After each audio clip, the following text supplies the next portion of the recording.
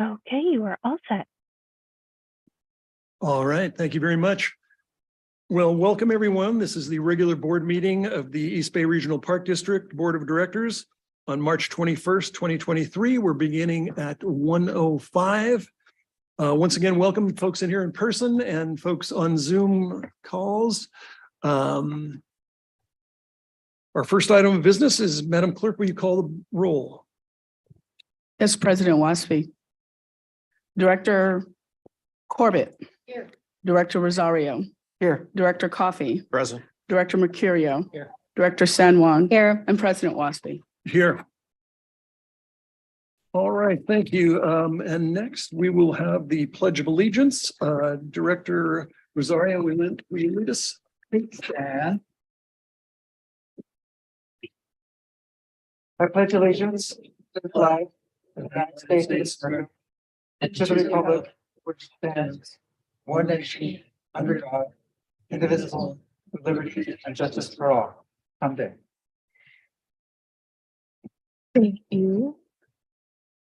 Thank you. And then we'll, Director Coffey, would you read the land acknowledgement, please? Oh, I'd be happy to. Thank you.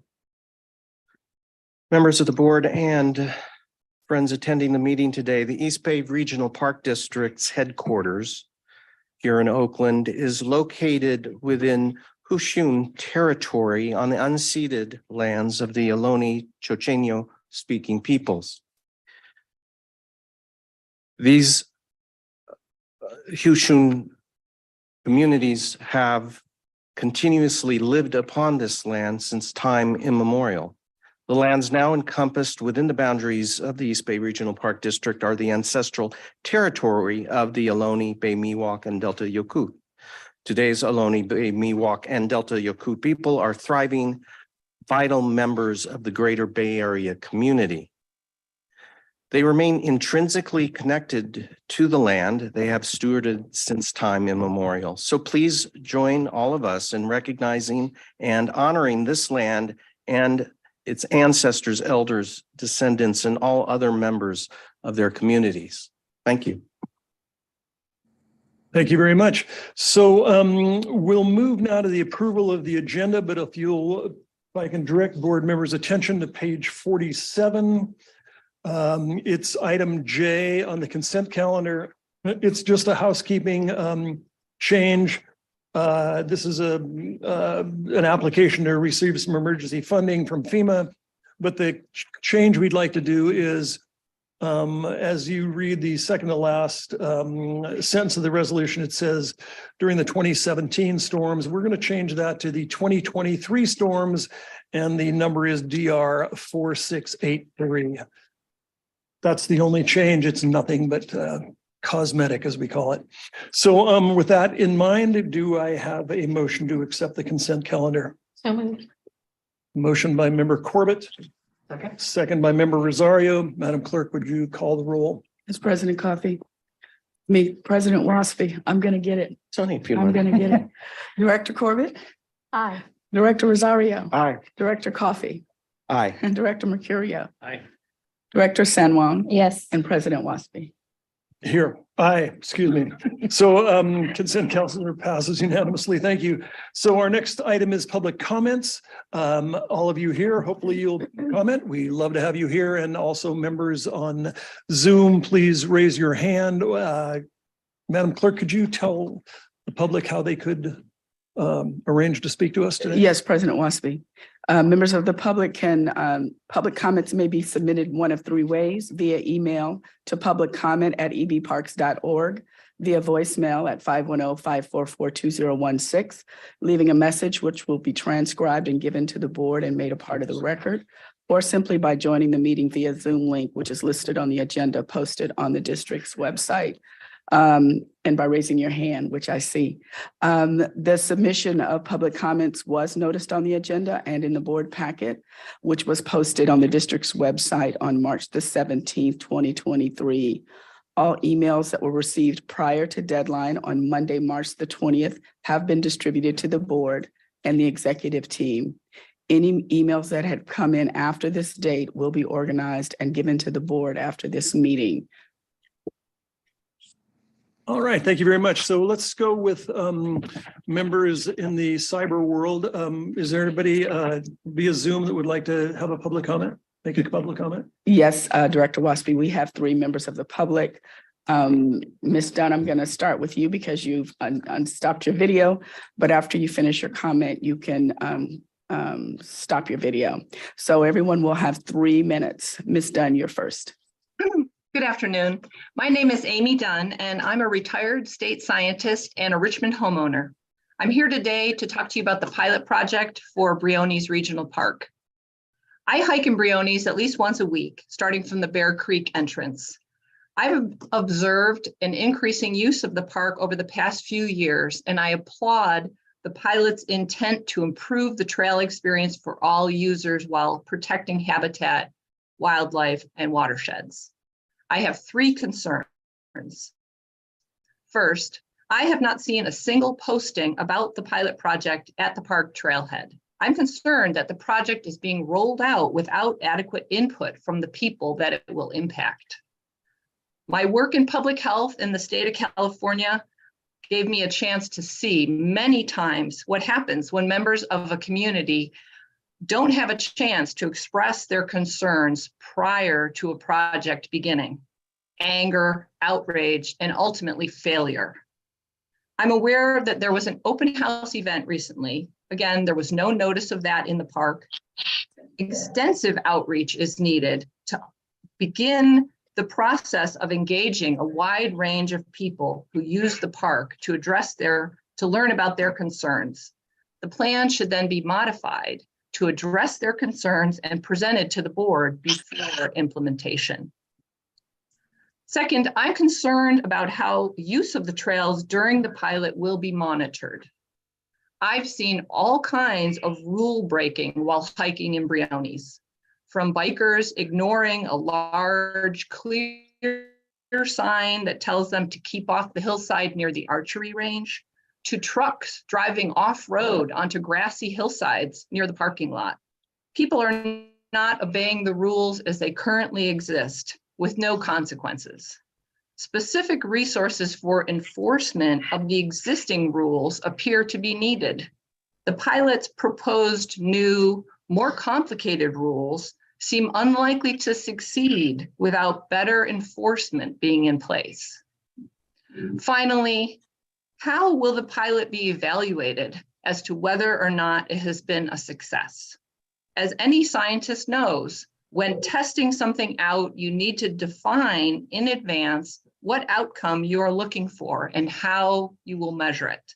The website mentions collecting data on trail use, but it's unclear how these data will indicate success versus failure of the pilot. A more rigorous approach is needed to defining and measuring the desired outcomes of the pilot project. Thank you for your attention. Thank you, Ms. Dunn. Our next speaker will be Joel Schrock. You have 3 minutes, sir. And I'm going to stop your video, Ms. Dunn. Very good. Okay, thanks, Yolanda. Hello, ladies and gentlemen of the board. With a special hello to our 2 new board members, Director Sandlin and Director Mercurio. Welcome to the team. I'm Joel Schrock, the advocacy lead of Bay Area mountain bikers called Bambi. We're now approaching 11,500 members. As you may have noticed, I haven't spoken in a while, along with other cyclists. Today, I'm here to share deep gratitude from the mountain biking community for your authorization and support of the Briones pilot project. Once we heard that program was in the works, we felt it best to give you some space and let your team do their thing to get the pilot planned and into motion. We're so grateful to have the opportunity to ride our bikes on dedicated bike trails legally within our regional parks. It's like a vivid dream finally coming true. We're so excited.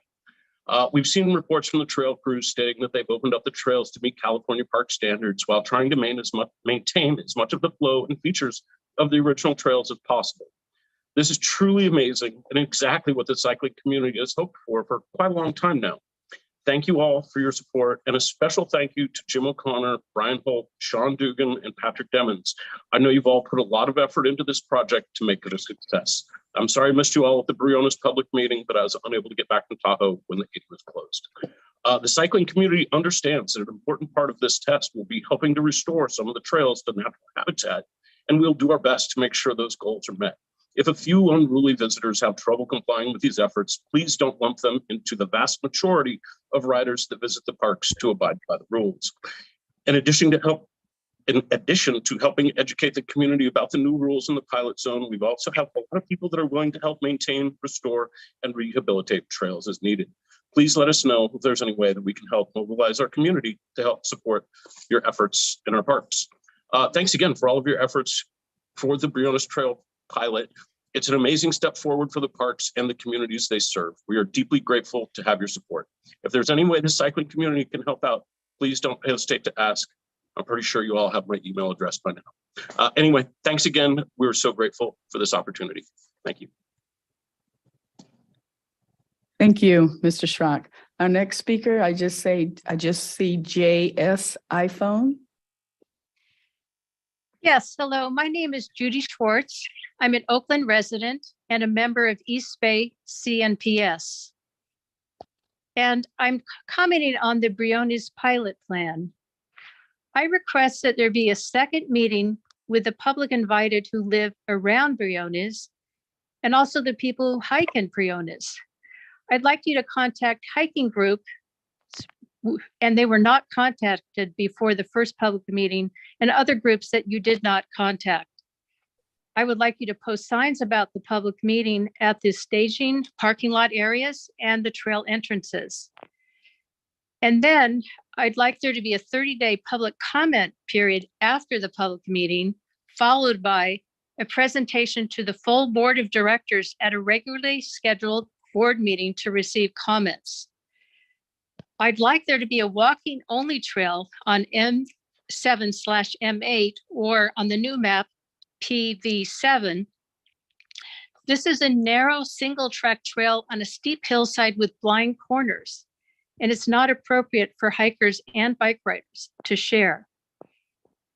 I'd like the 2-year pilot project to look at hiking only trails, biking only trails, and shared trails. The pilot should be looking at monitoring all different types of trails over the 2-year public comment period. And I'd like you to publicize in advance exactly what you're looking at when you're monitoring the trails for 2 years. And I also agree with all the comments that Amy Dunn recently said about the monitoring and follow-up plans.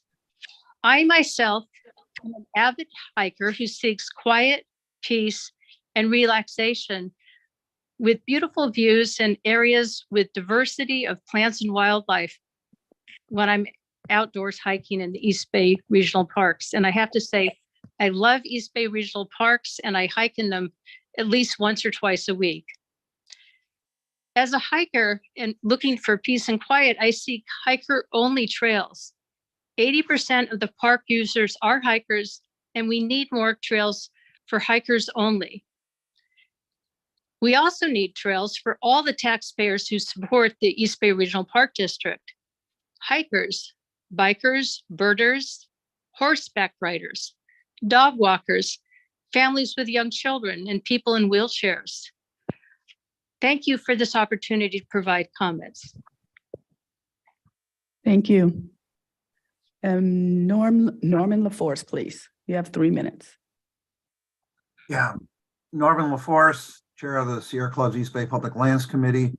You already should have received a letter that the Sierra Club sent with regard to the Briones project dated March 16th. I'll try to be brief. We do certainly appreciate all the work that Jim O'Connor, Sean Dugan, and the others, Devin, have been doing on this project. It is a noble project to do, and probably needs to be carried out in a fashion that will actually bring us results that we can use. The problem is that there is a lack of public notice and public input. And I'm sorry if this is a refrain that the Sierra Club has about open public processes, but those are important, particularly for our parks. In this case, we have the situation where I attended that open house. Lots of people came, a lot of bikers there. They have their right to do that as anybody else. We talked about the various proposals. Seemed like, okay, onward we go. The next thing I hear is that 2 days ago, before this meeting, there's almost an entirely new plan put out by the staff with regard to the pilot project, including eliminating an entire equestrian trail from the project. That's not notice to the public about what you're doing. And as the prior speaker noted, if you want good public input and support for what the Park District does, you need to make sure the public has an opportunity to comment when you make such major changes as was done in this just 2 days ago. That's important, and it really needs to be done, and a 30-day comment period should be carried out in this regard. Another point I want to make is that we have a real big issue with the bootleg trails and what's going to happen to them. I was very disappointed at the open house when I heard all these bikers applaud the idea that they supported bootleg trails. And many of them, when I talked to them, had no problem. They said, why should I worry about this? I should be able to go where anybody else can go, and I should be able to create a trail if I want to. That's not right. And I think the way the Park District can deal with this issue in terms of showing where its commitments are to how to deal with this is to fund the restoration of these bootleg trails and their elimination as trails, and figure out ways to keep people from creating the bootleg trails. You know, it's not just, I'm sorry to say, it's not just a few bikers that do this. We wouldn't have a doubling from approximately 15 acres, 15 miles of, 15 miles of bootleg trails to 30 miles in 10 years. If it was just a few people, a few rotten apples. I'll leave it there. Thank you. Thank you. Those are all the public commenters on Zoom. Thank you. Do we have any members present that would like to speak? Yes, we do. Yes, we do. We're going to start with Renee Patterson. You have 3 minutes, ma'am.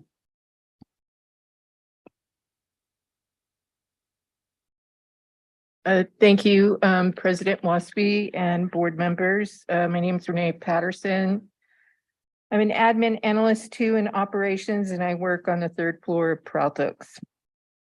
And I'm here today to remind you of the PERB filing that we had. PERB is the State of California Public Employee Relations Board, and ASME filed an unfair practice charge on August 26, 2022, that's over 6 months ago, for bad faith bargaining, interference, direct dealing, and unilateral implementation.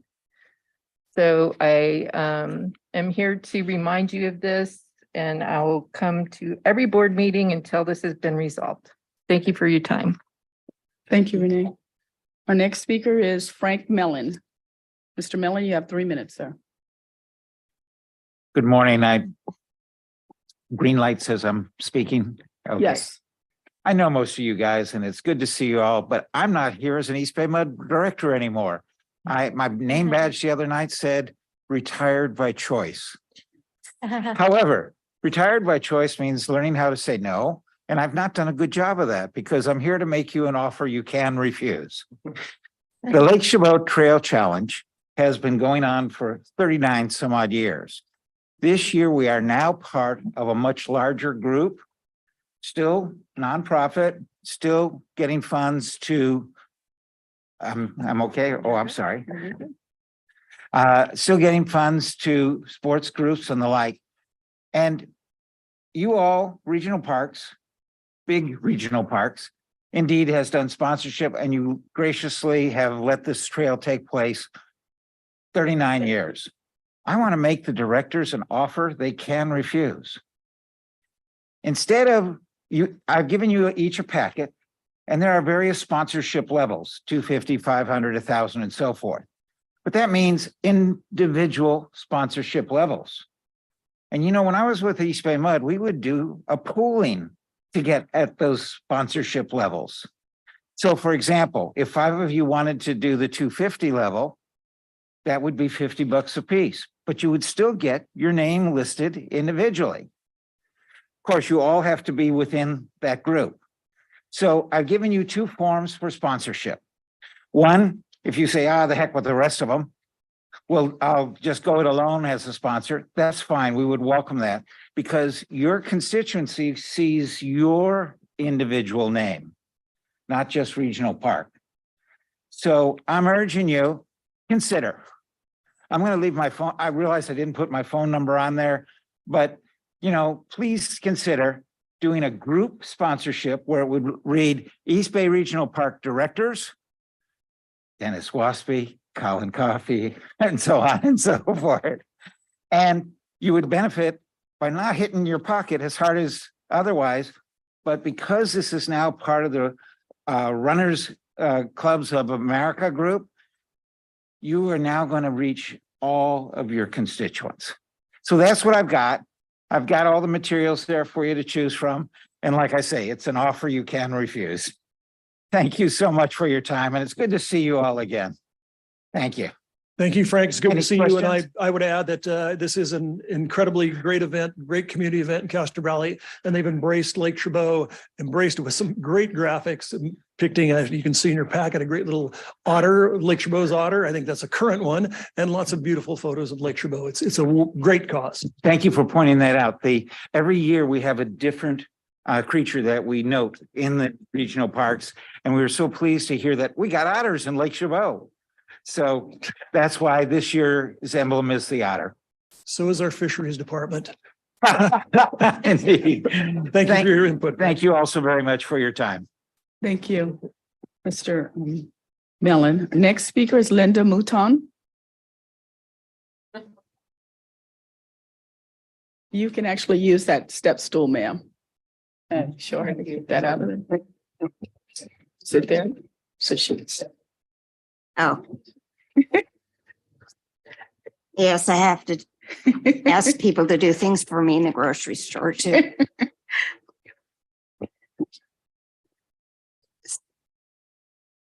Some of the things that I'm going to say have already been brought up, but I wouldn't have known about this. There's no posting. And I wouldn't have known about the proposed changes. I live on a street that backs up to the park, and I've lived there and used the park for 39 years. And I just am going to tell you about some of the things that have happened, I would say, in the last 2 years regarding the park. Changes that I've seen. There are people that are building new trails. They're putting in jumps. They're also widening trails and there's a lot of erosion. And I've also seen people diverting creeks, bringing in piping and diverting creeks. And the jumps, it makes it hard, when you're hiking on these trails. And the one main trail that I think should really not be open for bicycles is what they're calling the Traverse Trail. It's a beautiful trail. We used to just among our neighborhood call it the Dead Cow Trail because a cow died on it maybe about 20 years ago. So that's what I would like to see more posting. I go in to various places. I thought there's no posting when nobody really knows about it unless a few people tell them. So I do think there needs to be meetings about this process. Thank you. Thank you, ma'am. Our next speaker is Roberta Goulart. And you also have 3 minutes, ma'am. Thank you, Chair Waspy, members of the board. My name is Roberta Goulart. I live in Pleasant Hill, pretty close to Briones Park. Here today to comment also on the Briones pilot project. I sat on the Park District's Advisory Committee way back in the day when we first voted to recommend bicycles coming into the park.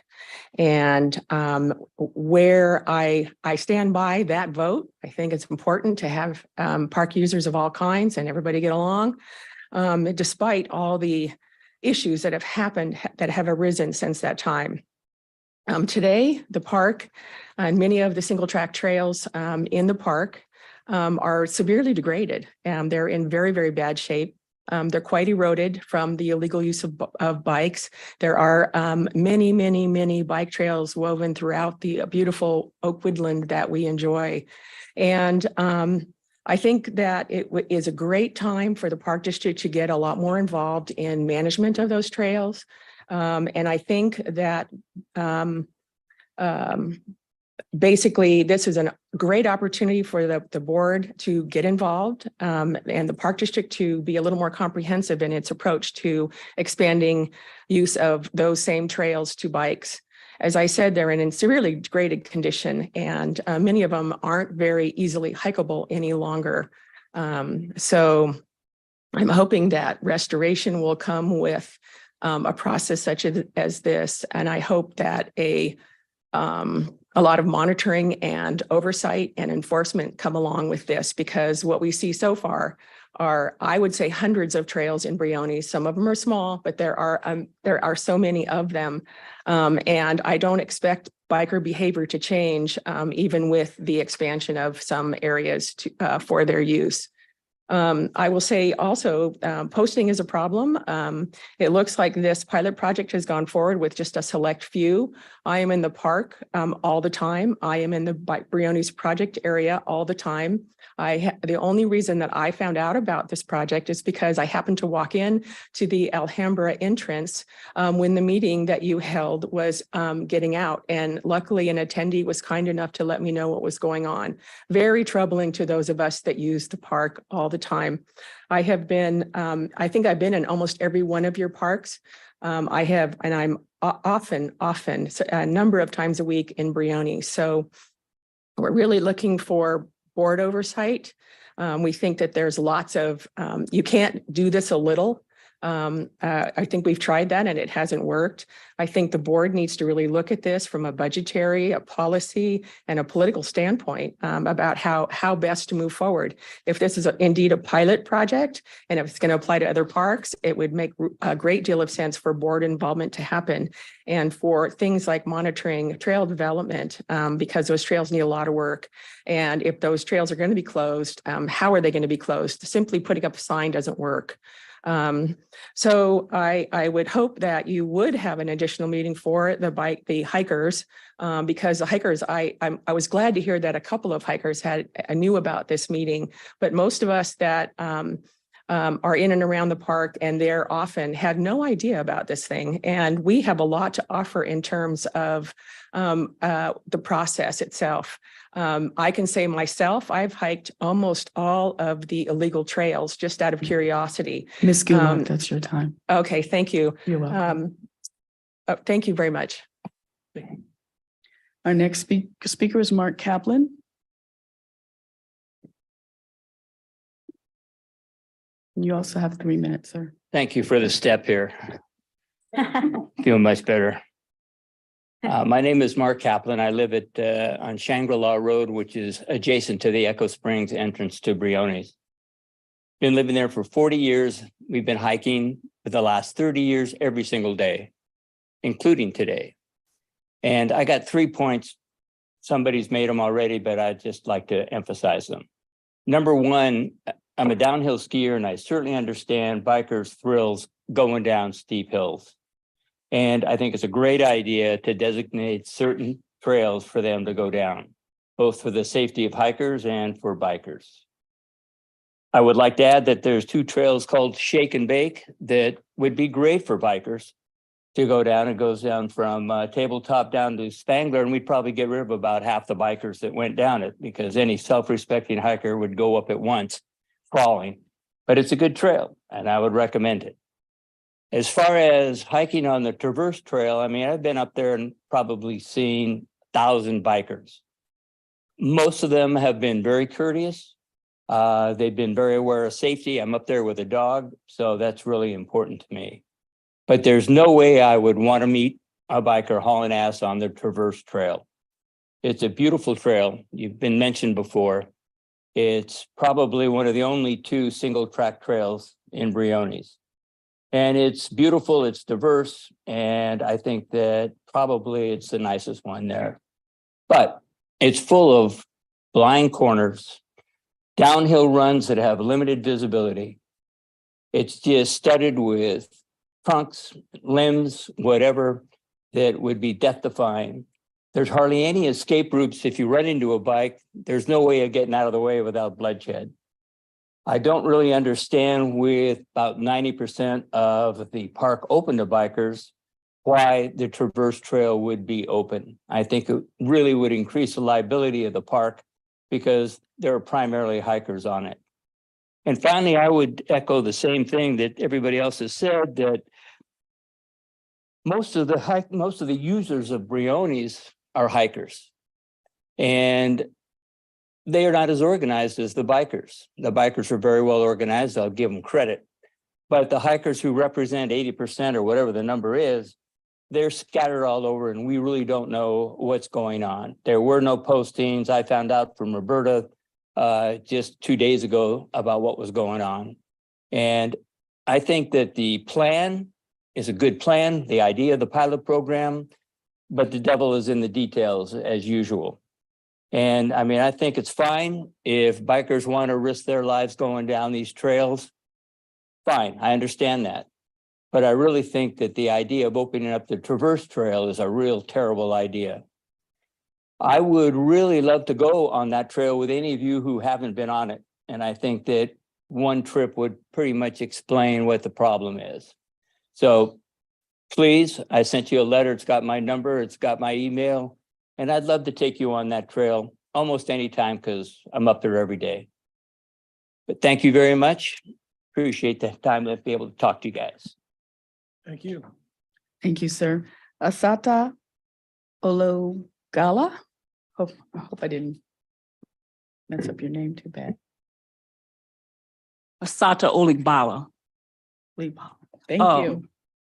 I live in Oakland. I see something that's lacking. It's diversity.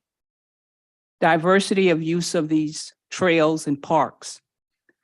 That is something that needs to be addressed. People who use the parks should be all inclusive, and we don't have that. And in order for it to happen, you're going to have to do outreach, because culturally, people like African Americans and Latinos are not used to using parks in that manner, hiking.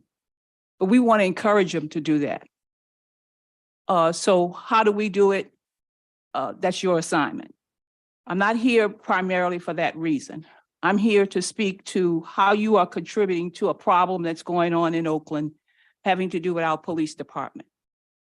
We have been under a mandate for over 22 years, the negotiated settlement agreement having to do with misconduct of police officers.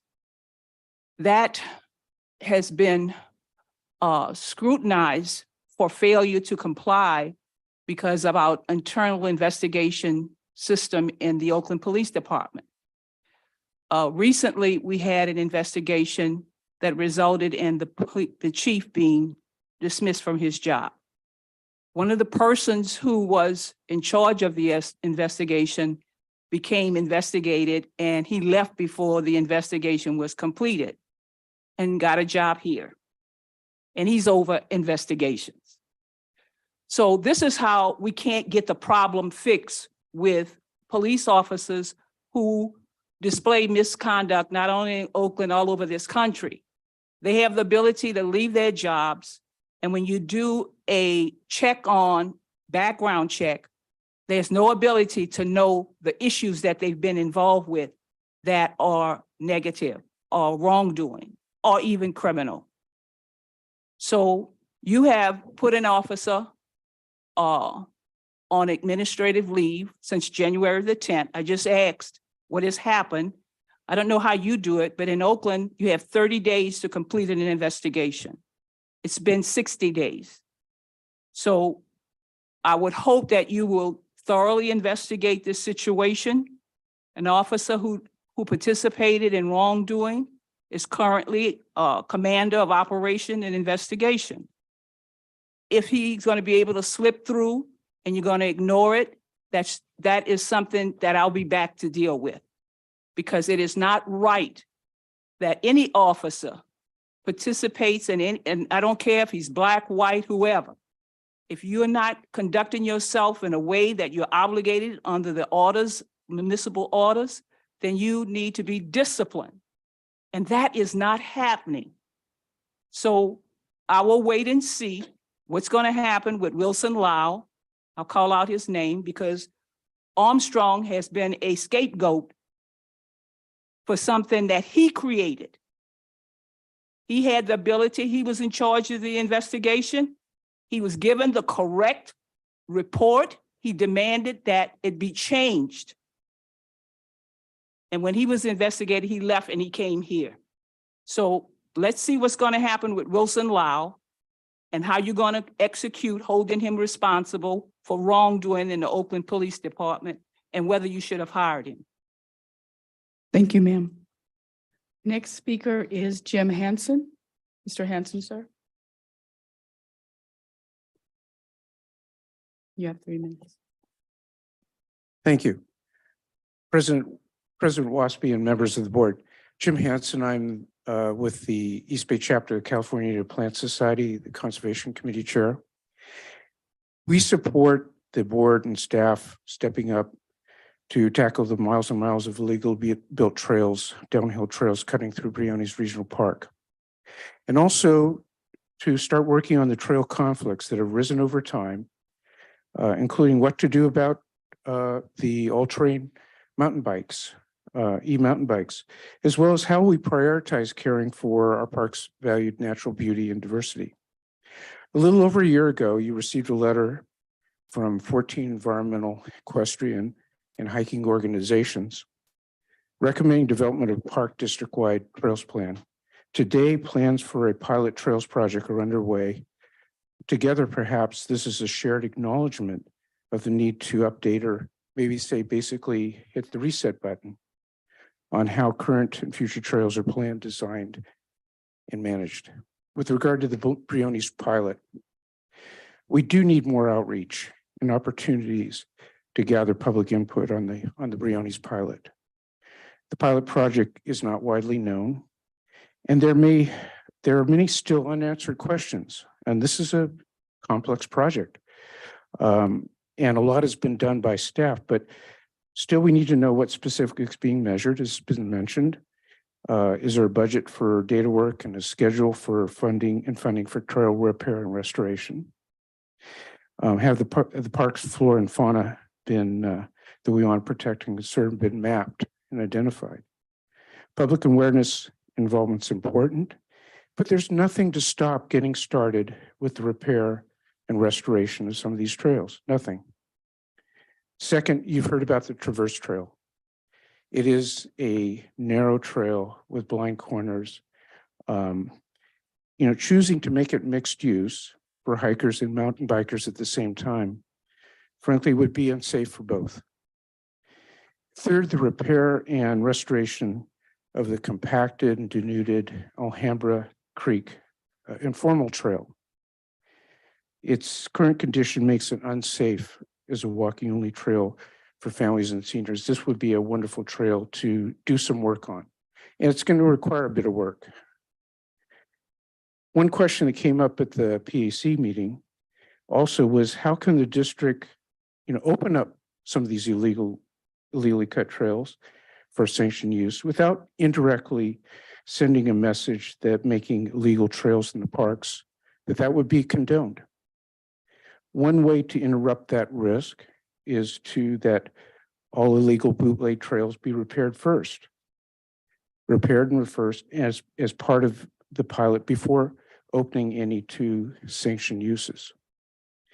Lastly, the trails pilot should inform a Briones land use plan amendment, an appropriately sized one, to address all 31 miles of the illegally constructed trails in the park, to identify and map important habitat areas for the park's flora and resident and migratory fauna, and to lead to what we're all working for, including with the biking community, a safe and desirable park trail experience for all. Thank you very much. Thank you, sir. Our last speaker is Susan Rosenthal.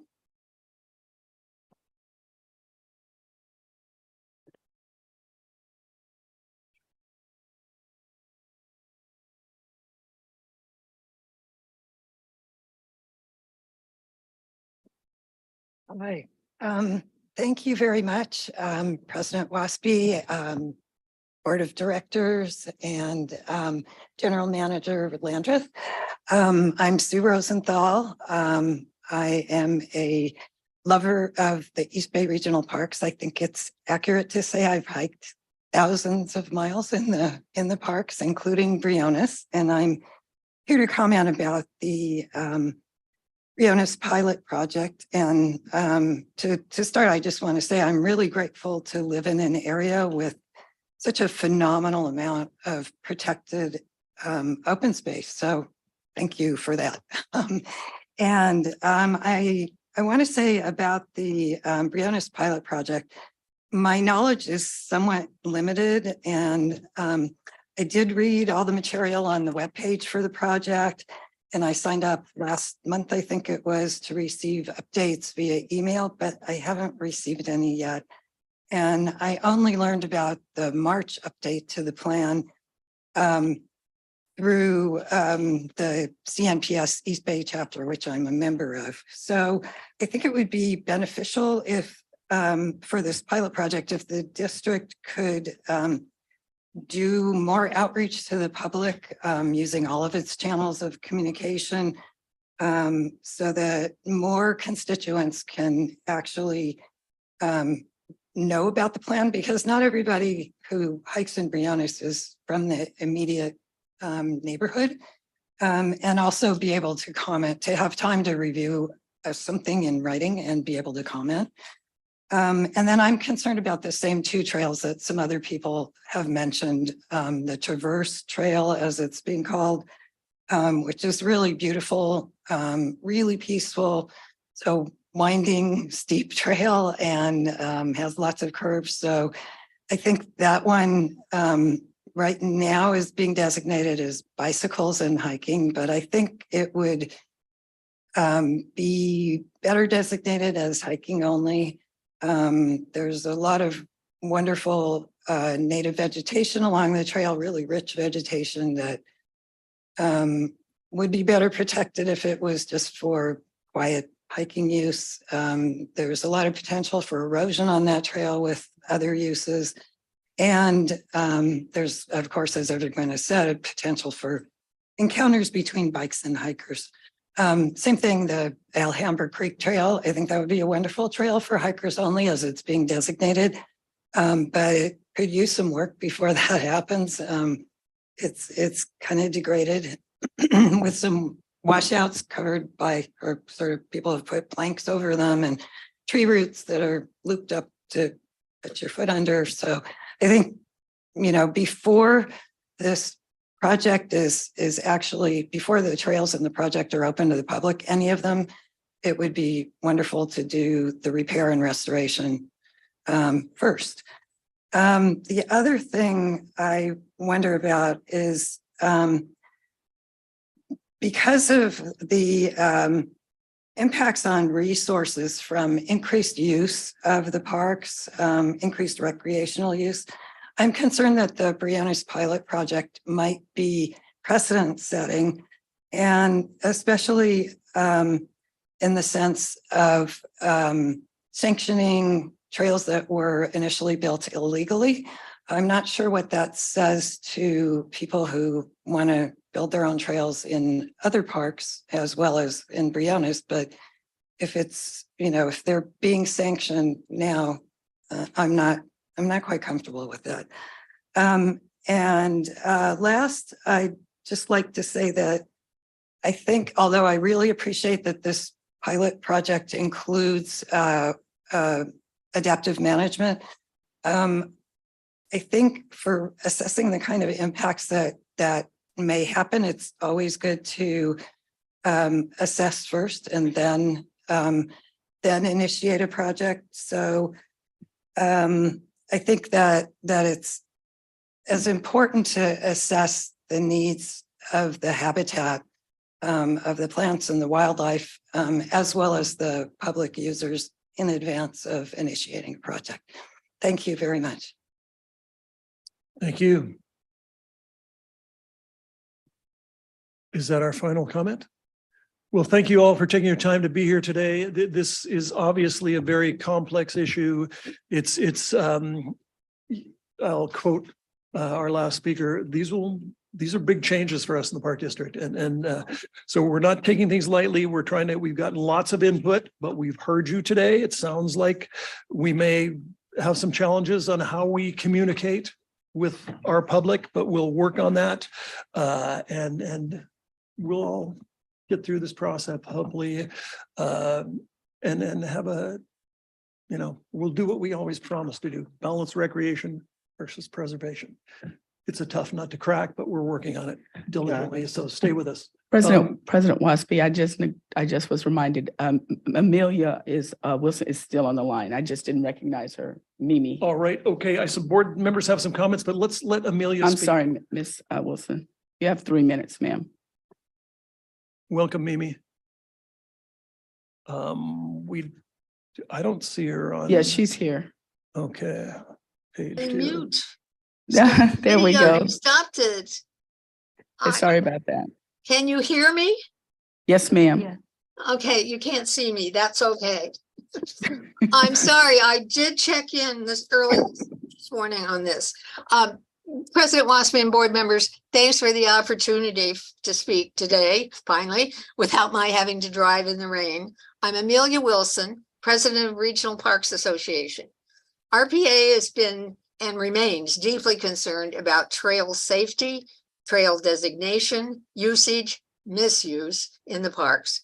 For years, we've advocated a district-wide trail planning policy document to include a revision of Ordinance 38, last detailed in our letter to the general manager in May 2022. Today, you heard a lot about Briones, and we are grateful that the board has accepted a pilot project, as we do, but we think there are flaws in the current process that need to be corrected before the pilot is put in place. Firstly, as most people spoke, a highly publicized visit when a monsoon isn't predicted for the day is called for. We don't see the pilot dealing with the updating of the Briones land use plan. We don't see clarification of permit requirements before the 31 miles of road trail damage are fixed. We don't see the criteria for selection of some road trails over others. Road trails to be officially maintained and named by the district for mountain bike use. RPA, like all the individuals you heard today and groups, is truly alarmed at the message legitimizing road trails will send. And lastly, we don't see how the district will resolve the absence or difficulty of adequately enforcing Ordinance 38 trail regulations at Briones. We understand, however, that the staff sees this pilot as a model for addressing future trail conflicts and resource protection mandates, not only at Briones, but throughout the parklands. That makes these corrections of flaws doubly important. And we ask the board and staff to initiate corrections before pilot implementation.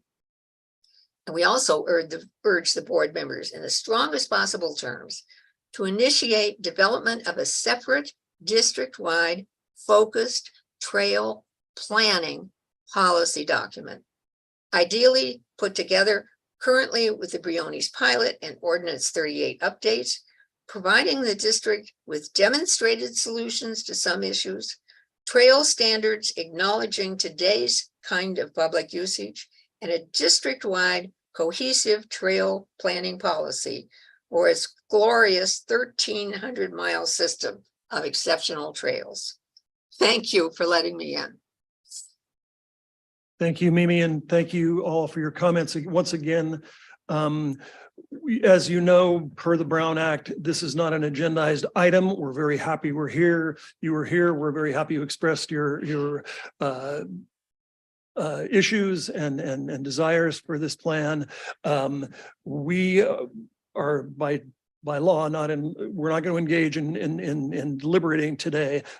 I will accept if there's some questions or some additions that might be clarifying questions. I think we can do that from board members, and two board members to my right and left have suggested they'd like to ask that. Member Corbett? I would just like to request some additional information about usage of our parks, where to find that and how it can be made available for my opportunity to look at it, read it, understand it.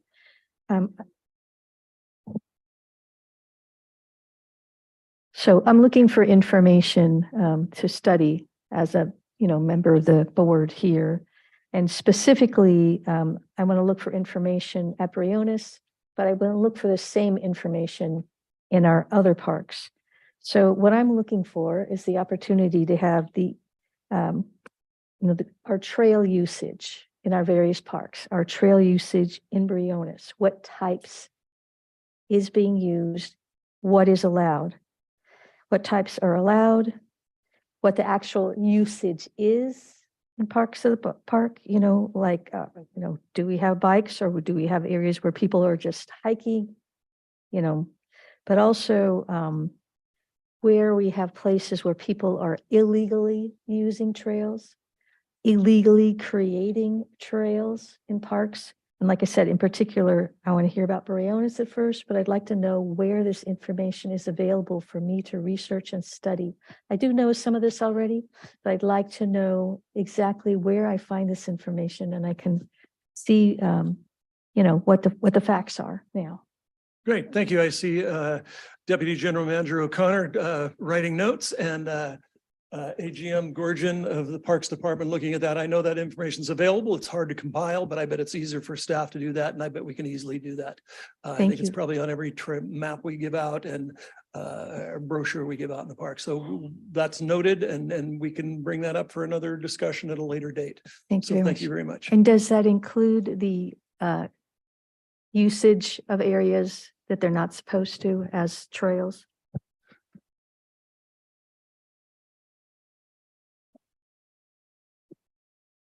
Jim O'Connor, Deputy General Manager. Director Corbett, going to that, we have some information, very limited information in terms of what we call bootleg trails or illegally constructed trails. We do have some specifically for Briones. So we do have some of that information and I will provide that to you. Okay? Thank you very much. Yeah, we don't have a comprehensive look at bootleg trails system-wide. Right, but maybe not a bad idea to start, collecting some more information along these. Yeah, scales. one of the things we're working on is data collection. That's certainly one of our things we have to work on district-wide is collecting trail usage data. Okay, I would specifically support that and ask my colleagues if they'd be interested in supporting too and finding the funding needed in order for us to understand the usage. Thank you. Thank you. And Jim, while we're up there, there's been some questions today about the diversity of our trails and the usage of our trails. So do we do demographic usage of our trails or I don't know how to say it in a word. Do we identify what races and ethnicities use our trails? In terms of trail usage? Yeah. Not at this point, we don't. Okay, well, I think we probably should. We've heard an allegation today that we're not stepping up to the plate and doing that. So I'd really like to see the facts on that issue. Certainly heard that. Great, Thank you. Thank you. We're gonna go real deep here. Thank you, Acting Counsel. This is a rough day for you today as we dance along the line, the thin tether of the Exactly. Brown Act. So President Wasby, thank you. This is just, again, a gentle reminder that this item, the pilot project at Briones, is not agendized. So we are limited by law in how much we can discuss. It's really just a question or a brief statement. We're allowed, are we not, to ask staff for follow-up? Yes. I want to ask staff for follow-up. Go right ahead. I love dancing on this wire. We're just going to make her work. That's, you don't mind. I'll try to just real briefly, Jim. There's a set of talking points circulating, obviously, and I'm going to ask Jim Henson. Maybe you can share them with me because I think for me, I need some follow-up to whatever is going around with these talking points and two facets of it. One, it appears to me that they're being unfair and not reciting all the public outreach that has been done to date, including public meetings, committee level, PAC level, other levels, and the session out in the park. And outreach to I believe, and this, you can give me some feedback, to the Trail Users Working Group. Spinoff had a consultant working with you on this who unfortunately was let go or just left. So there's a number of facets of outreach that haven't come out today or weren't generated by those talking points. And can you follow up with us on that? Sure. We actually have a memo to the board on the pilot project we're going to be sending to you, including the rules document under Ordinance 38 that's going to come out and is being published. So all that information is coming to the board. But yeah, there's been outreach there, as you're correct. We have done outreach to the Trail User Working Group and the successor group that continued to meet after the group disbanded in I think February of this year. And so we've been meeting with those folks, those are trail users, specific user groups. So we've been meeting with them. So there's been, and we've outlined that information to the board. So, but one thing I want to remind the board too, and I'm looking at our council here, I'm trying to keep my comments brief, is that this is a temporary pilot project.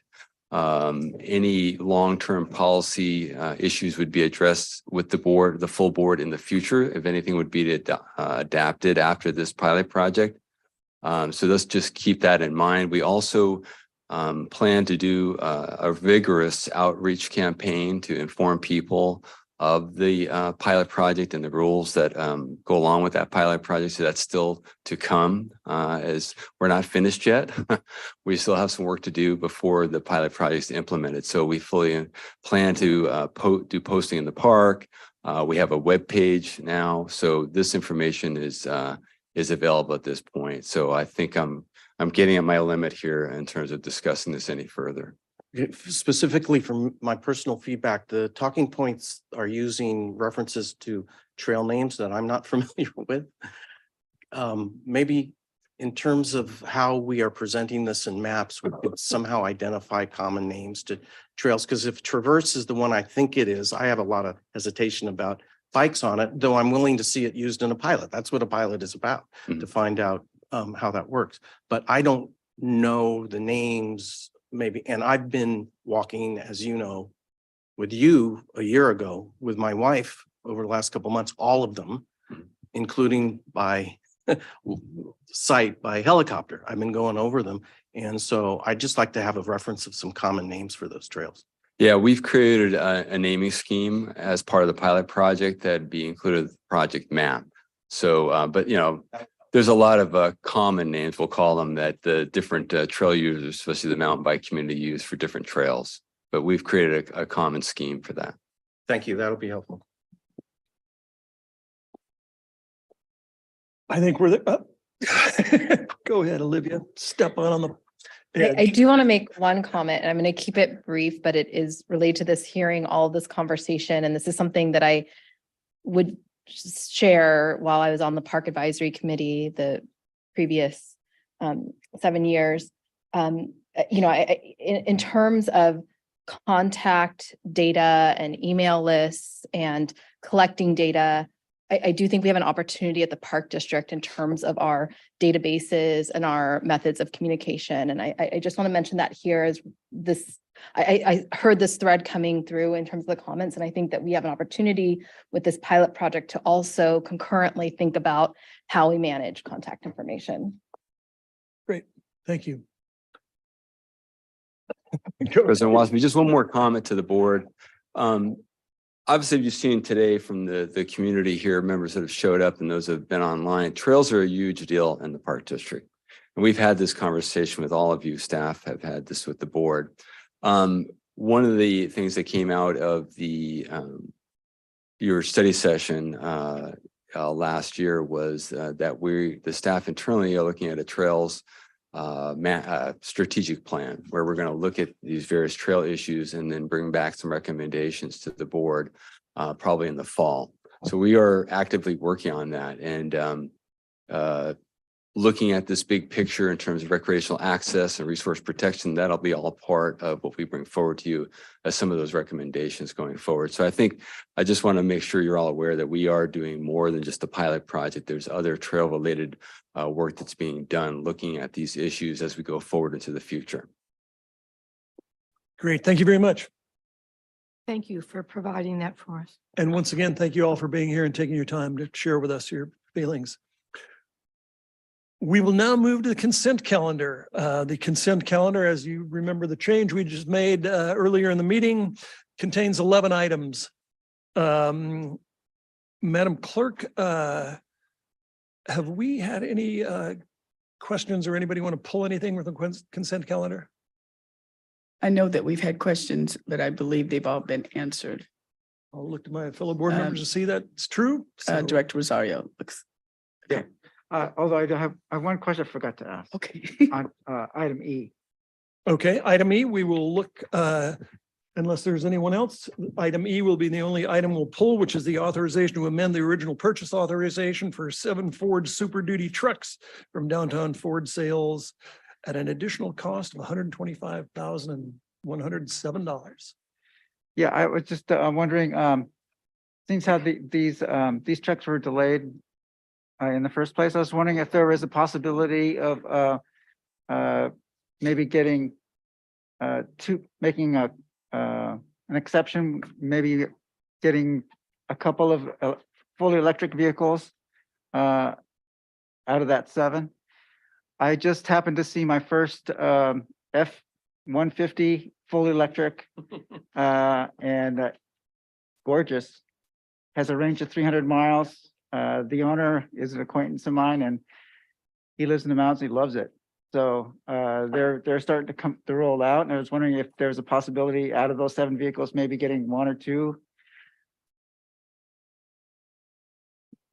Good afternoon, President Waspy, Board of Directors, Robert Kennedy, Chief of Mast. Once those lists become available and we have the ability to make those purchases on a fleet level, we will definitely do that. We've been trying vigorously to get on those lists, so it's not a afterthought. So yes.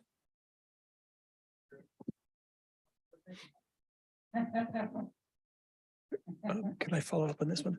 Yeah, I agree with Director Rosario. You know, if they're going to be surcharging us pretty much, according to my math, almost 18,000 extra for these vehicles, which it's not listed here what they cost originally, but we're starting to get into Ford F-150 electric vehicle range, if I'm not mistaken. And that was one of the barriers.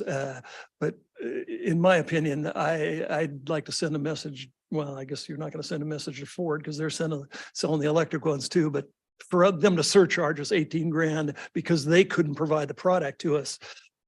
That sounds, well, I don't know what it sounds like. I know we're in a position we can think whatever we think. We have the option, but I'd really like to, Director Rosario is suggesting, you know, we're getting within a price range now. We keep talking about seeing it. Let's try one. I remember that I think it was 100 years ago, one person tried the first electrical or first Prius around here. It was one, and it turned to work out. I hear you loud and clear. Then we won't pile on. Thank you very much. Director Corbett, you had. Yes, I have another question that could be answered by our staff. I'm just wondering, since, you know, it's more and more likely that we're going to be using electric, you know, vehicles, is there some reason why we're not buying them now? I guess what I'm concerned about is after a certain number of years, electric vehicles will be mandated. And maybe I'm thinking ahead too soon, but if they're going to be mandated, why wouldn't we already have equipment that is electric? You know what I mean? And having to get rid of stuff we've purchased because the law is now it must be electric. You know, I'm just wondering if there's a way for us to, you know, get going on our, we are getting going on our electric vehicles, I should say. I compliment you on that. But I'm someone who's always all along been wanting us to see more electric vehicles. So do you have any thoughts on that? Just real quick, acquisition is a very difficult part of what we do here with our agency. And since we are a large fleet, we are, not the first on that list for making sales. So it is harder for public agencies to acquire these types of vehicles since they are newer. And so again, once those ordering windows are available for us to be able to do that, we will get ourselves on that list. It is a priority for us in the district. And I also have our fleet manager, Jason McChrystal here, that can answer any additional questions that I'm not able to provide you with. So having what you just said, maybe that's a good opportunity for us when we look at supporting legislation at the Capitol, that we ask them to come up with some laws that say they have to set aside electric equipment for, government entities that are buying these, as opposed to them just being in the public where they push the prices way up because of the competition for it. So I know that's more your position, but if we could look at that as possibly a way to do legislation that allows for people like us to be able to purchase more electronic vehicles. Noted. Yes. Lisa Gorgon, Assistant General Manager of Operations. We do have Jason McChrystal on Zoom, and he, I think, can help respond to some of these questions. So if it would be okay to turn it over to him. Without a doubt, sure. Thank you. Good afternoon, President Waspy, members of the board. To answer the first question in regards to why are we not using electric vehicles in place of these 7 Super Duties is the fact that they're not available yet. The only all-electric pickup trucks available are currently half-ton trucks and then larger Class 8, which are semi-trucks, heavy-duty equipment. These are 3/4 ton trucks, 6 or 3/4 ton trucks, and the other one is an F550, of which they do not make electric versions of these vehicles. Well, it's nice to hear you doing the research to find out how we get the electric vehicles that we need. Absolutely. And also later this year, probably a few board meetings down the road, I'm going to have an item come across that actually includes 2 all-electric Chevy Silverado EVs, which are half-ton platforms. Do you think it would be helpful to have legislation that requires that these items can get sold to government entities and not just to private individuals? I wish we had that kind of pull. I know we're part of a bigger ocean of companies and agencies out there that demand these vehicles, but unfortunately ourselves and even a lot of other local county jurisdictions and cities do not have enough input, if you will, or purchasing power to draw those decisions. Okay, so Government Affairs Committee, sounds like something for you to That would look help. at. Thank you. Thanks. Member Sandwell? Real quick, there was some legislation, I don't know if it passed or if it was proposed, but I know when I was on the Zone 7 Water Agency Board of Directors about a year ago, we reviewed a requirement for the water agency as a public entity to have to migrate over to electric vehicles. And I know that there was some issues with supply chain, which I see is also cited here in terms of availability. And I know that Zone 7 wrote a letter to the state legislature saying that it was going to be difficult to meet the requirements. It might have been a proposed bill. I'll have to go back and look at my records, but I know that this is something that has been discussed and was brought forward at least to Zone 7 about a year ago. Okay, thank you. So, and if I may, Jason, so do we have any use for an F-150 in the Park District? We do in limited capacity. Unfortunately, the only configuration that they are making is a crew cab, short bed configuration, which unfortunately for us is not conducive to a work vehicle. They're more passenger orientated with a low cargo capacity, which is unfortunately not as useful to us. I'm going to approach fire department and public safety because they do use those types of platforms to see if it may work, but then we have also charging infrastructure that we need to put in place and to see if it will even work in an emergency vehicle situation. I'm going to try one at Sunol, the Sunol Ohlone. They do have an extra cab, half-ton, 4-wheel drive truck that I could replace with a crew cab, but again, it has limited cargo capacity. Okay, well, I'm just trying to getting the feel of my fellow board members and, you know, and from what we've been told today was that you got to get on a list. They're hard to get. So I understand the need and I will vote in favor of getting the proposal that we have before us. But can we get on some list so that we don't have every meeting saying they're hard to get, you have to get on a list? If we get on the list today, we'll have whatever, if it's 1 year or 2 years, a lot of things will be proven in those times and we can just, I don't know, you don't put a deposit down, do you? You just say, I want one or whatever. I don't know what the procedure is, but let's get in the queue, so to speak, because it seems like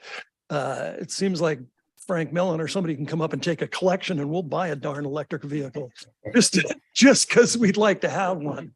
And I'll drive it around the block a couple times. But, and you know, another thing, Jason, while we have you here, and I'm really glad you're here because I know you're a fountain of information and you have always been. When we do say the alternative we have for years, say, well, we're buying diesel vehicles, but we're using clean diesel. Can you tell me the difference in cost between whatever is considered clean diesel or whatever we purchase versus what regular diesel is? And I know there's different grades of diesel, but the stuff you buy at the gas station in town. Yes, absolutely, President. We are using actually renewable diesel, which is a 100% non-petroleum based carbon fuel. It's made from animal fat renderings and then all of the components that go into biodiesel, but then it is refined just like petroleum would to make the diesel fuel. And we've been using it 100% concentration since 2016 when it was first available and also as part of the state bid for fuel vendors. The fuel itself is actually more powerful in the sense that it has a higher cetane rating than regular standard number 2 diesel, and it's got a lower soot content and is much more stable. So for the fuel to be added to our fuel tanks that say might only have a use of about 400 gallons a year, we do not have to have the fuel polished, which means a constant filtration of the fuel to get all the algae growth and all the other things that develop in regular diesel fuel. So it's actually better for us in the long run. Right. And so what's a gallon of this Oh, I'm preferred sorry. diesel? Yes, it's within a nickel, give or take, of the regular diesel prices. So it's Fantastic. That's profit. exactly what I wanted to hear. Thank you very much. Absolutely. Any further discussion on this? Oh, pardon me, Lisa, sorry. I just wanted to thank you for flagging this and thank Jason, and we hear you. And so we will try to respond so you don't ask the same question every meeting. Thanks very much for your efforts. I know it's not easy. All right, no one else has asked to pull an item or have any questions on the item, so our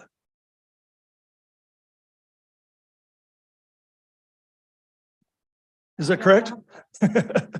Okay, if there are no further questions or comments, do I have a motion to accept the consent calendar? So moved. Moved by member Corbett, Second. second by member Rosario. Madam Clerk, will you take a roll call vote? Yes, President. Yes, President Wasby. Director Corbett, Aye. Director Rosario, Aye. Director Coffey, Aye. Director Mercurio. Aye. Director San Juan Yes. and President Wasby. Yes. Member Corbett. I just wanted to add, and I'm sure everybody agrees with this, appreciate hearing our staff looking at what's going on out there and trying to figure out how do we deal with actions that give us the most environmental types of equipment here. So thank you very much for the research that you do. Thank you. I agree. So the consent calendar passes unanimously. Thank you all, members of staff, for standing by, willing to answer questions. And Deborah, especially, thank you for your staff's thorough financial report. And we appreciate that. And everyone else for being here also. So we will now move to.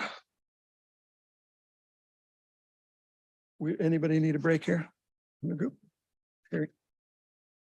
Okay, we'll move to announcements. Do we have any announcements? I see no announcements. We'll move to Finance and Management Services Division, authorization to amend the Park District's environmentally preferred purchasing policy. Sorry, Deb, I thought you were getting up to leave after consent. I wish. All right, good afternoon, Deborah Spalding, Assistant Finance Officer. And give me a second while I will open the presentation here. And I will share my screen in 1 second. So the item before you today is an update to the environmentally sustainable purchasing policy. And I'm gonna start by giving you guys some context about why we have this policy. Is that working? Good. All right. So why do we have an environmentally preferred purchasing policy? First off, it's in alignment with our mission statement, which says that an environmental ethic guides the district in all of its activities. Secondly, it's in alignment with the board's framework on managing resources in a changing climate, which was adopted back in 2018. And then lastly, getting into the benefits of having an environmentally preferred purchasing policy, it really reduces all the contributions to global climate change, such as minimizing greenhouse gas emissions, minimizing the use of water and energy, reducing toxics, maximizing the use of post-consumer recycled content, or encouraging us to buy products that are recyclable or compostable, reducing waste, favoring long-term use, so buying products that are more durable or sustainable that can be repaired. We want to use vendors that have less environmental impact in their production systems and services. And then lastly, we want to encourage everybody we work with, if that's vendors, concessionaires, contractors, and everybody who visits our parks, to take this to copy our actions and adopt similar goals. So we've actually had an environmentally preferred purchasing policy since 2008, and we're updating it now for a bunch of reasons. So back in 2008, we adopted the Stop Waste template. Stop Waste, for those who aren't familiar with that agency, they're a governmental agency in Alameda County. And just as the name implies, their whole mission is to reduce waste. And they work with government agencies, with commercial entities, with private individuals to reduce waste. And so they have these templates that we can use. And so since 2008, there's been new state and federal laws. There's a new understanding of what is environmental sustainability. And there's so much new technology and products that are now commercially available that weren't back then. Again, we have the adoption of the board framework, managing resources in a changing climate. So just wanting to reemphasize that. And then in our own park district, less awareness of that existing policy. So by bringing this up, by updating it, we can bring new awareness to the policy. And we have very decentralized purchasing here at the park district. So training is really going to be a major part of this rollout. And then lastly, Stop Waste has really improved its policy template. They got some feedback from the different entities that have worked with them saying they needed something that was more implementable because it has lots of big, broad policy goals, but the people need like specifics. What should we be buying? So in addition to using that Stop Waste template, we convened a group of park district staff and they really brought all their subject matter expertise to the table. So we had Alma Balmas bringing her risk management hat to the table, working in HR, Ren Bates, Lisa Gorgian, Robert Kennedy from design and construction and ops, bringing their green design and construction practices information, Steve Castile bringing best practices in park operations, Jeff Colantuno and Juancho Flores from Finance and Management Services, bringing their understanding of central stores and how we can centralize our green purchasing. Matt Grau, Becky Tuden from ASD Stewardship, who helped us with integrated pest management practices, Jason McChrystal and Robert Kennedy, who you just heard from, advising us on green fleet practices. And then Claire Griffing from the General Manager's Office, who has a lot of expertise from her past work. And so she just advised us overall on best practices. And then a lot of these staff also helped us as we thought about staff training and implementation. And then we looked at other sources. So City of Portland has a really strong sustainable procurement policy. The City and County of San Francisco has a environmentally preferable purchasing ordinance. We got feedback from some of our board of directors who had some insight from their own personal work. We brought the policy to the Finance Committee in March of 2022. The Finance Committee advised us to bring it to the Stop Waste staff, and they then gave us access to some consultants, sustainable procurement advisors, and they helped us with the policy in the latter part of last year. And then we finally brought it to the executive team in February and got some feedback from our executive team. So for those of you who feel like you've maybe heard about this for a while now, it's true. We started working on this in 2019. It got interrupted, as many things did, by COVID. And then when we restarted it, it took a little bit of like we had a lot of new people. So new GM, new executive, a lot of new executive team members and some new staff that had new feedback. So we kind of took a fresh start in 2022. And then that suggestion from our finance committee to bring it to Stop Waste really just gave us a whole new spin on things. So a very different policy has emerged from all that. So what is new? The main thing that's different is that we have, in addition to the overarching policy, this new template has sustainable purchasing guides. And so they're very specific pieces of information in all these categories that are listed down below on the left. So each of these sustainable purchasing guides gives you exact what you should be looking for when you're buying one of these categories, be it, copy paper or toner cartridges. And they give you minimum requirements as well as how to go above and beyond and have leadership opportunities to achieve something greater than just the minimum. And best of all, those sustainable purchasing guides will be maintained by Stop Waste because that's their expertise. So we don't have to keep updating and being aware of all the many changes that are happening. Stop Waste will be doing that. And this probably makes more sense if you look at an actual example. So here's one of those sustainable purchasing guides. This is the one for cleaning chemicals. So on the left, you can see it says, here's when you would use this. These are the types of things you might be buying. And then it emphasizes how to do your purchasing. And it's something that we emphasize in the policy as well. Start with your central procurement office. So we have central stores. They are going to be stocking the minimum requirements and the leadership opportunities in cases when it's possible. So first stop should be central stores.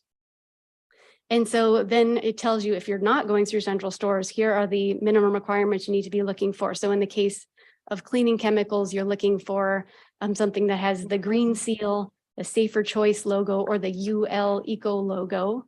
And then if you want to go above and beyond, you would buy something that was a concentrated product that was fragrance-free, USDA bio-based certified, et cetera, et cetera. So we want people to, whenever possible, go to the leadership opportunities, but minimally, they must achieve the minimum requirements.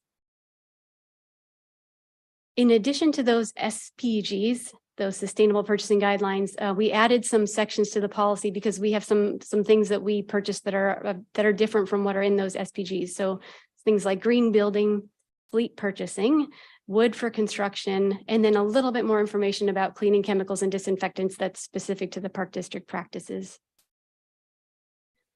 So who does what in this new policy? Finance and management services will be responsible for providing the training to employees in partnership with human resources. All park district employees are responsible for using these minimum requirements, or you have to get pre-approval from the CFO if you need to deviate for some reason.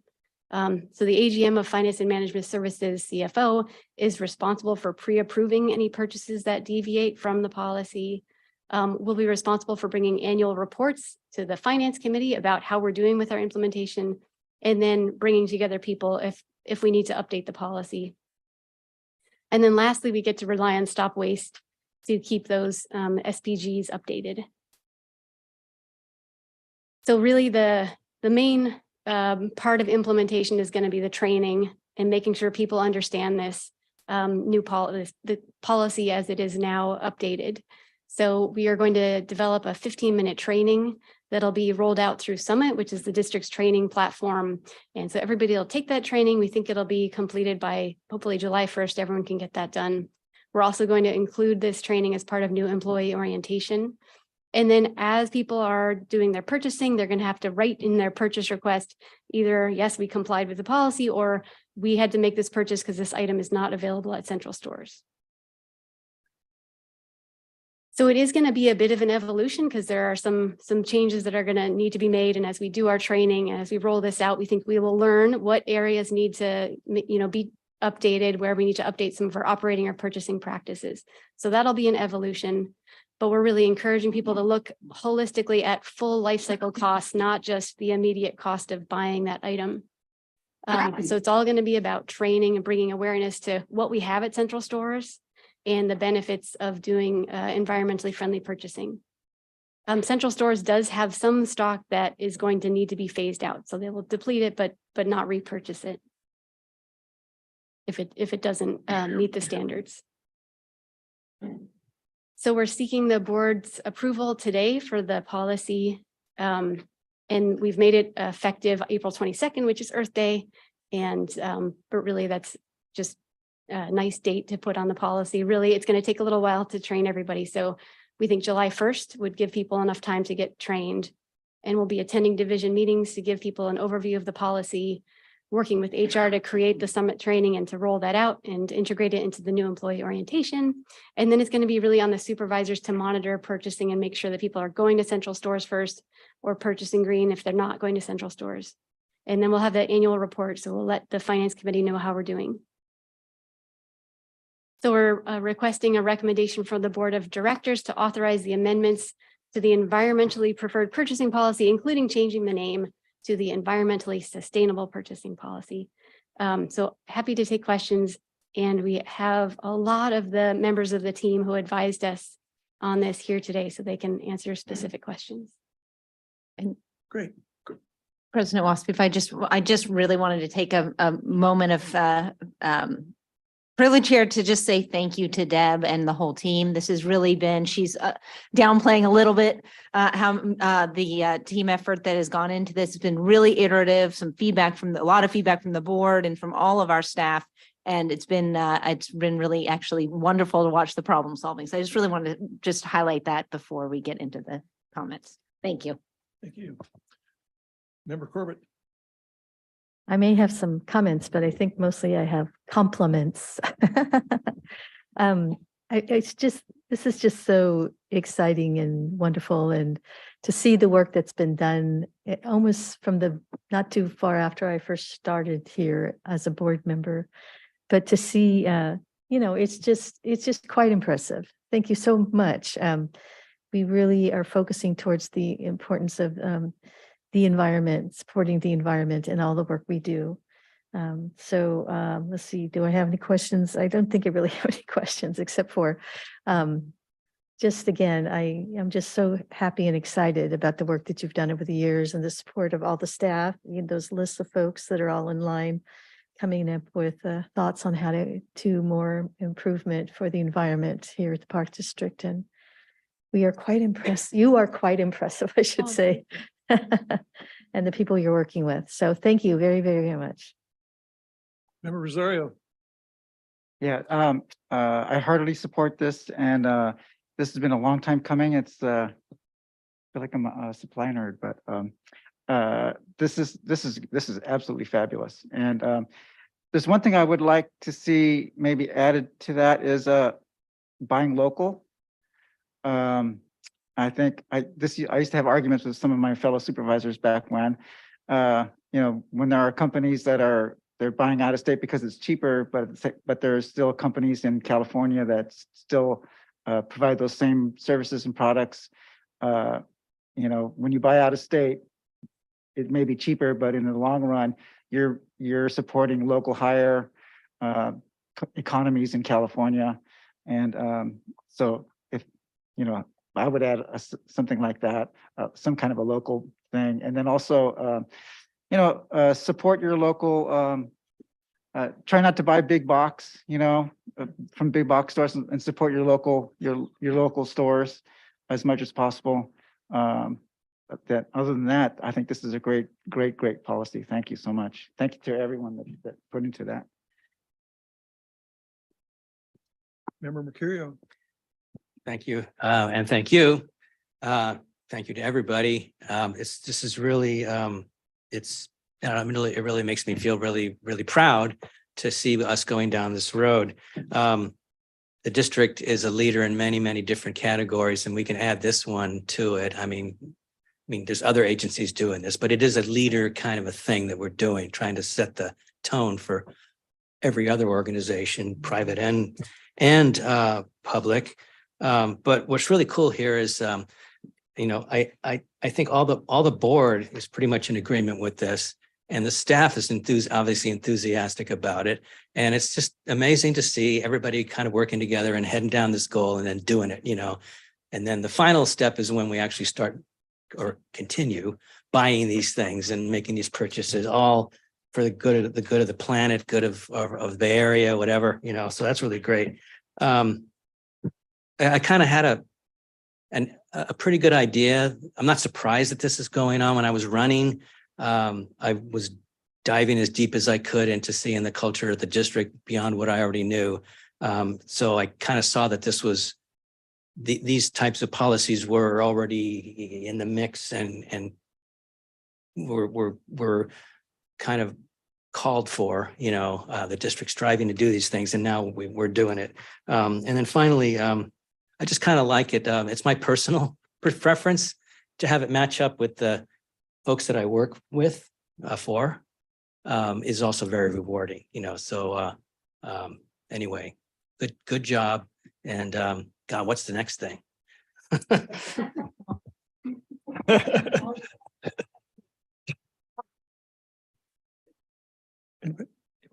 Member Sanwan.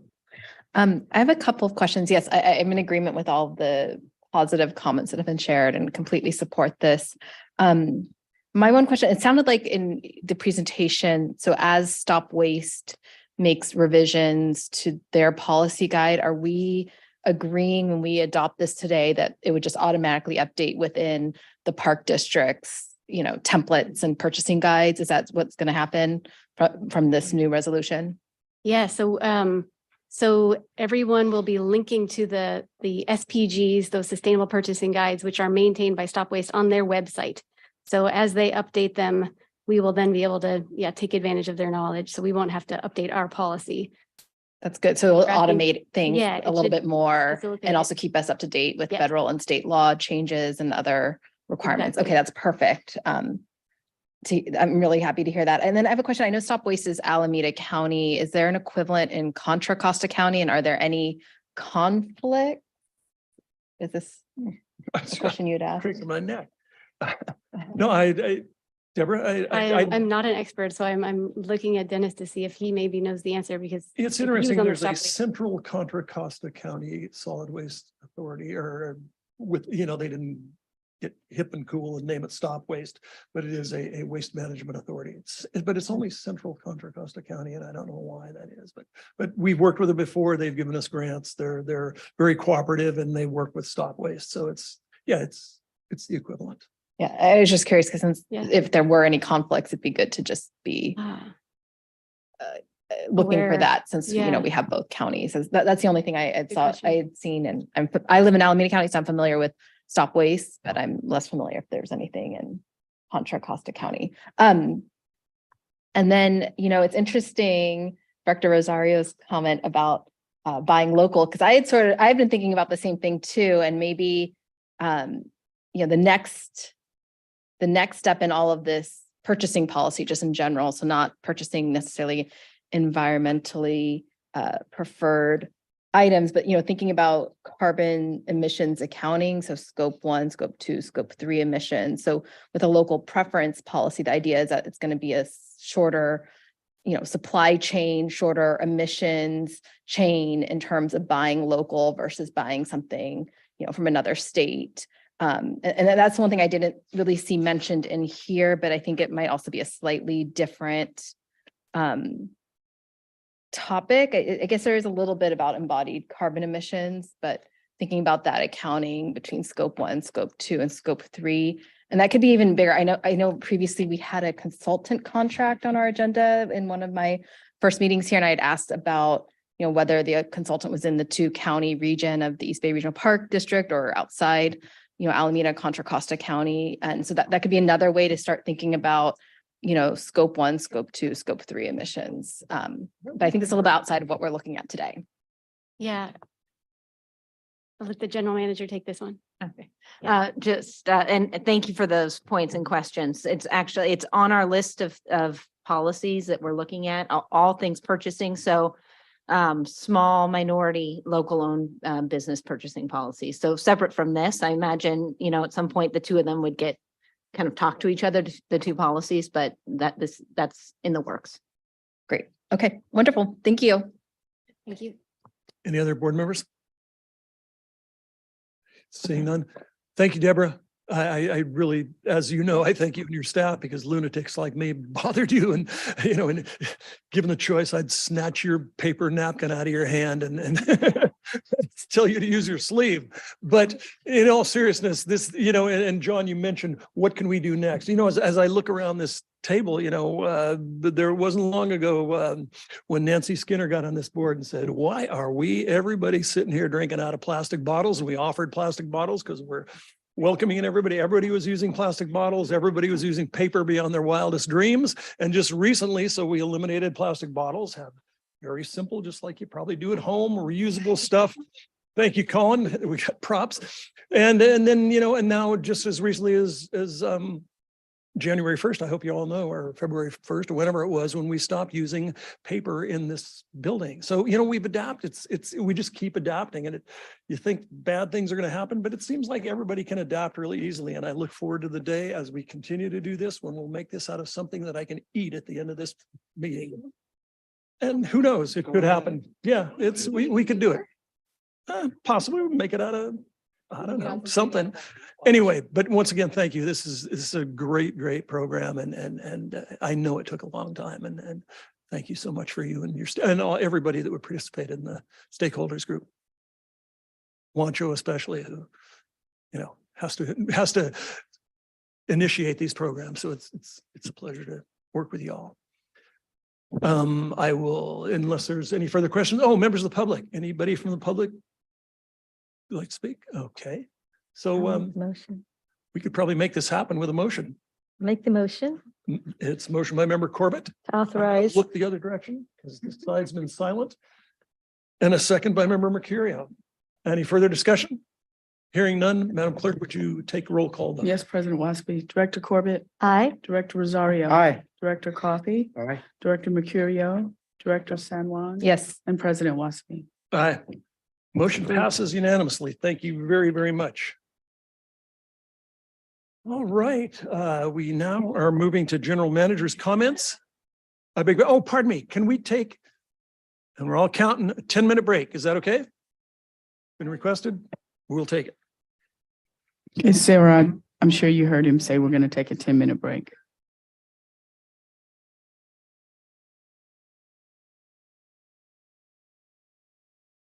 Start the recording. Yep, it's trying now. I'll just let you know when it's done. Okay, thank you. Okay, you're all set. Thank you. Okay, everything I just said before. We are back in session. General Manager would like to introduce our guest speaker today. I think Brian Holt is going to give a brief presentation, I believe, on Alameda Point.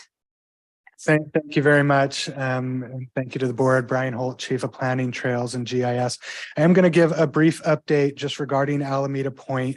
This is informational only, and I will get into some of the various projects that are ongoing on the former Alameda Naval Air Station, what some of our efforts are to look at what the sort of overall open space vision is of that property, and give you a little bit of a status of just some of the things that are ongoing there. This is one of those projects. Sometimes we have the good fortune of being able to move forward a project where we have our own ability to kind of control our destiny and move things forward and identify what we want to do. This is not one one of those. We're really dependent on a lot of other agencies and a lot of other actions, including remediation by the US Navy, potential development by the Veterans Administration, different closures related to biologic resources. And so it's kind of this hurry up and wait and hurry up sort of situation that we're in.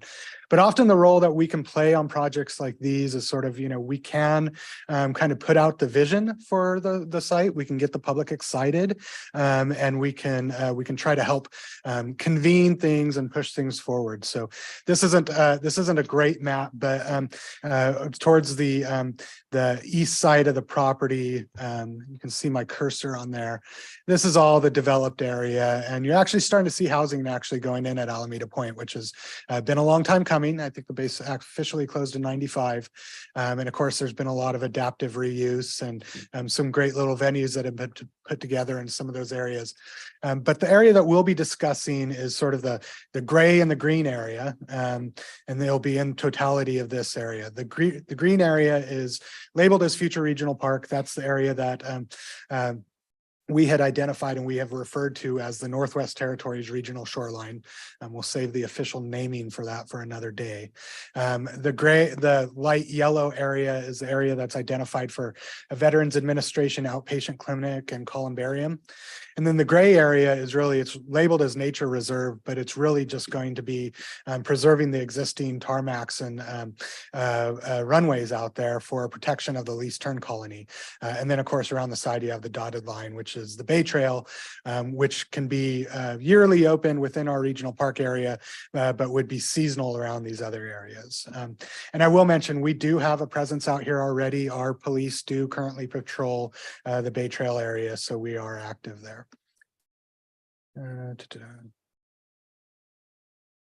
Okay, so just a quick bit of history. I'm sorry.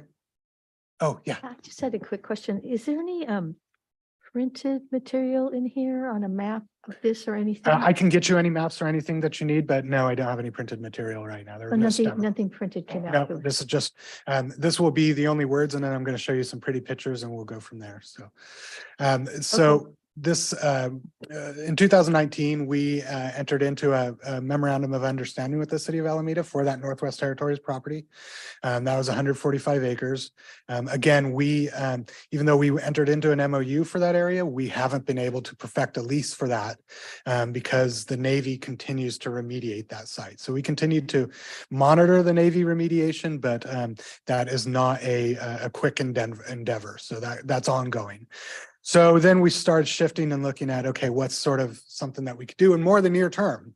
And there is potential for Bay Trail development in that seasonal Bay Trail area. So we looked at working with the Veterans Administration as their project potentially moves forward to try to get inclusion of the seasonal Bay Trail in there. And then part of the MOU, and we have had discussions with the board, is this was more pre-COVID, was looking at the potential to start having some naturalist-led, what we call land bank tours like we have in other properties. And then what is moving forward is the city of Alameda is going to begin doing community engagement and design for what they call D-Pave Park, and I'll show you where that's at. And so they've reached out to us to see if we can partner and work with them on sort of talking about some of that. So just real quickly, this is a brochure that we put together, and I can provide a copy of that brochure. Director Corbett, I've provided a copy of the brochure to her. The intent of this was just to sort of lay out the existing conditions, everything that's in there right now. I don't need to go into detail on all this stuff. I'll have sort of a nifty video in a bit that'll kind of show you what some of the vision is. But the intent is to not just look at our regional park area or just the VA area, but really what is the vision for the open space of that whole publicly owned portion of the Alameda Naval Air Station. So just a quick rendering of what that seasonal Bay Trail could look like. There are two existing roads that go around the property. One is up on top of the levee, and so you're kind of able to look out into the wetlands. That's a little problematic because it would be very attractive for dog owners to toss a ball for their dogs or something like that. But the lower road is equally beautiful, great views across the bay. And then what you're seeing here is we tried to look at opportunities to sort of provide a lookout to where people could get that view across the base, so in certain places. So it's not unfettered access up on the upper road, but something that they can sort of get that opportunity here and there. And this would be sort of the idea for that seasonal bay trail. For the Northwest Territories area, we did do sort of a conceptual designs. This was done by our design and construction department, Carmen Erasmus, just sort of looking at existing conditions. What are the constraints? Again, this site remains under remediation by the US Navy, so it's unclear when we would have the ability to do anything here. But we want to start looking at what some of those opportunities are. So we did start looking at the potential for some trails. There is an area of failing seawall, so how can we do some marsh restoration and adaptation, and providing some other areas. This is just a working concept. If and when we'd have the opportunity to do more detailed design, we would be going out to the public and going through our normal sort of process like that. And this is just sort of another rendering that we kind of developed of what that could look like in that area. This is DePay Park. This is the city of Alameda's project. This project is moving forward. This is potentially a real project. So this is in our land, and I'll show you in a bit. The Bay Trail would basically jump off of here. They have just recently completed a waterfront park along this strip here. And so the idea for DePay Park would be exactly what it's called, to depave it and to create some wetlands. And there would be some boardwalks that would go through that site, and that would become part of the Bay Trail. So this would connect to our seasonal Bay Trail alignment.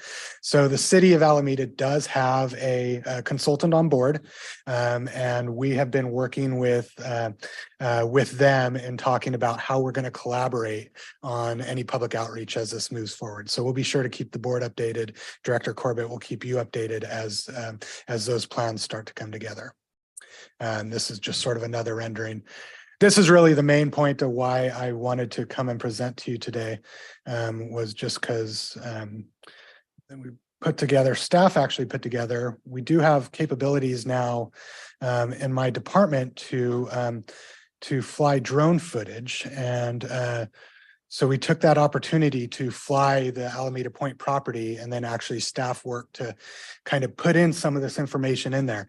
It's a nice video, and so I wanted to share this with you. And again, the intent here is to start providing a vision for what that broader open space of that site could be.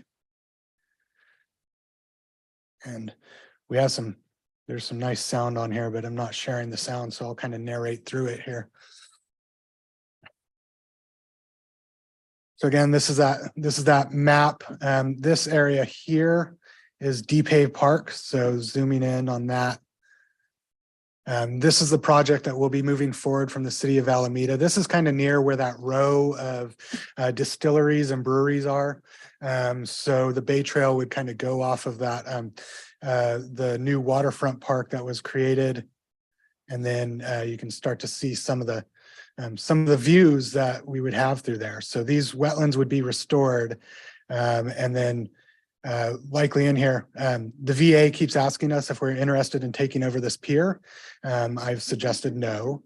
But as you go through, that tarmac would be ripped up, and the intent right now is actually that the VA would actually be restoring some of the wetlands there as mitigation for wetlands that they would be removing elsewhere.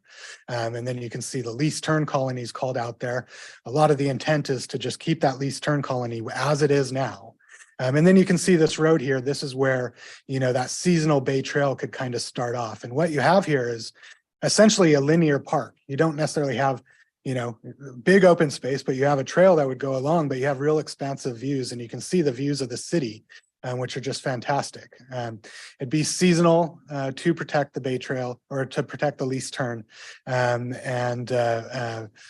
So you can see, design this conceptual lookout point in there. So this would be a place that people could get up on that upper levee to get the views of those wetlands, really nice birding in that site. But again, it's sort of an attractive nuisance, but the intent would be that Bay Trail would continue along through that site. You get some of these views of the city. We could look at opportunities for sort of way stations and benches and whatnot through there. And then as you continue on there, now you're kind of getting into the VA property. This is where the VA's columbarium would start to be developed. The VA had previously talked to us about their access road being a portion of our Bay Trail. And this is the Navy's remediation site in this area. So this would be our future regional park site once remediation is completed and finding a suitability is done there. So you can see the sort of rendering of what that might look like and how trails would go through there and really kind of how we would potentially interface with the Veterans Affairs. If we could the video is just about done, and then I'll gladly take your question there. And then so the conceptual views there, and then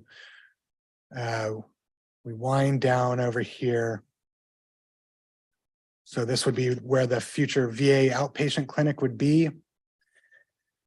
And then as it goes back towards the east here, this is where the city has plans for their regional sports complex. So we would be able to kind of tie in with the city and have their sports complex there.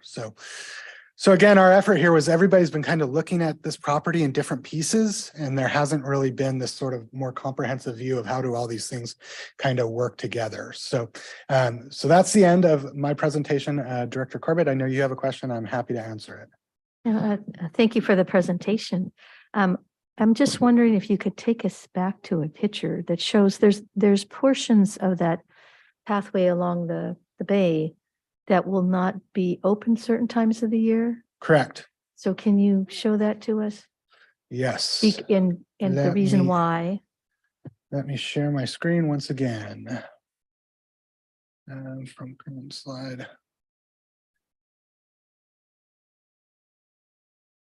So the Bay Trail would be seasonal from here through here around to here.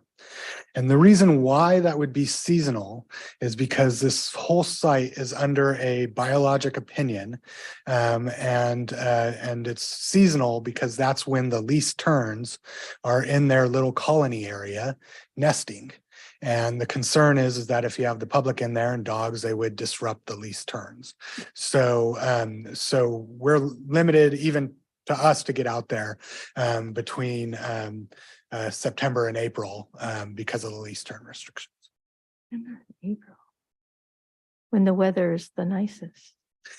I mean, it's it's one of those things where that's the restriction on the property there for the. Can you show again with a little, just show us where that spot is? It's where the line is dashed. Okay. So it's the perimeter of the Veterans Administration property. So people will not be able to walk along that between September and April. Correct. No, you're correct. April to August. Yes, people will be able to walk there through September to April. April to August, they will not. April to August. Yeah. How will that be taken care of so that people aren't sneaking in there? Yeah, it will be a question of enforcement. It'll be there'll have to be gates that will be closed. There'll be signage, and that'll be the responsibility of the Veterans Administration because that is a condition of their project. I will say the Veterans Administration project seemed to be moving forward fairly quickly, and that's why we kind of went through this effort was to, hey, if the Veterans Administration project moves forward, we want to be prepared to be able to show them what our vision is, what we want them to do. I have heard recently because of the nationwide PFAS investigation that's being done on military facilities all over. That the Veterans Administration, they were supposed to be in construction by now. They were supposed to be doing some wetland mitigation, and that's all been put on hold because of these ongoing PFAS investigations. So I do not know when that will let up, and it depends on what they find and what the future of that project would be. So there's nothing we can do along that pathway until they're done with that? You know, there's nothing that we can do beyond, having conversations with our government affairs folks and just trying to encourage everybody to do whatever they can do. From my perspective, this is one of the most valuable pieces of public property in the East Bay. And it has not been accessible to the public in a very long time. It's been closed since 1995, and there's been very little done in this area. So it seems that there's, it would be nice to see something done with it.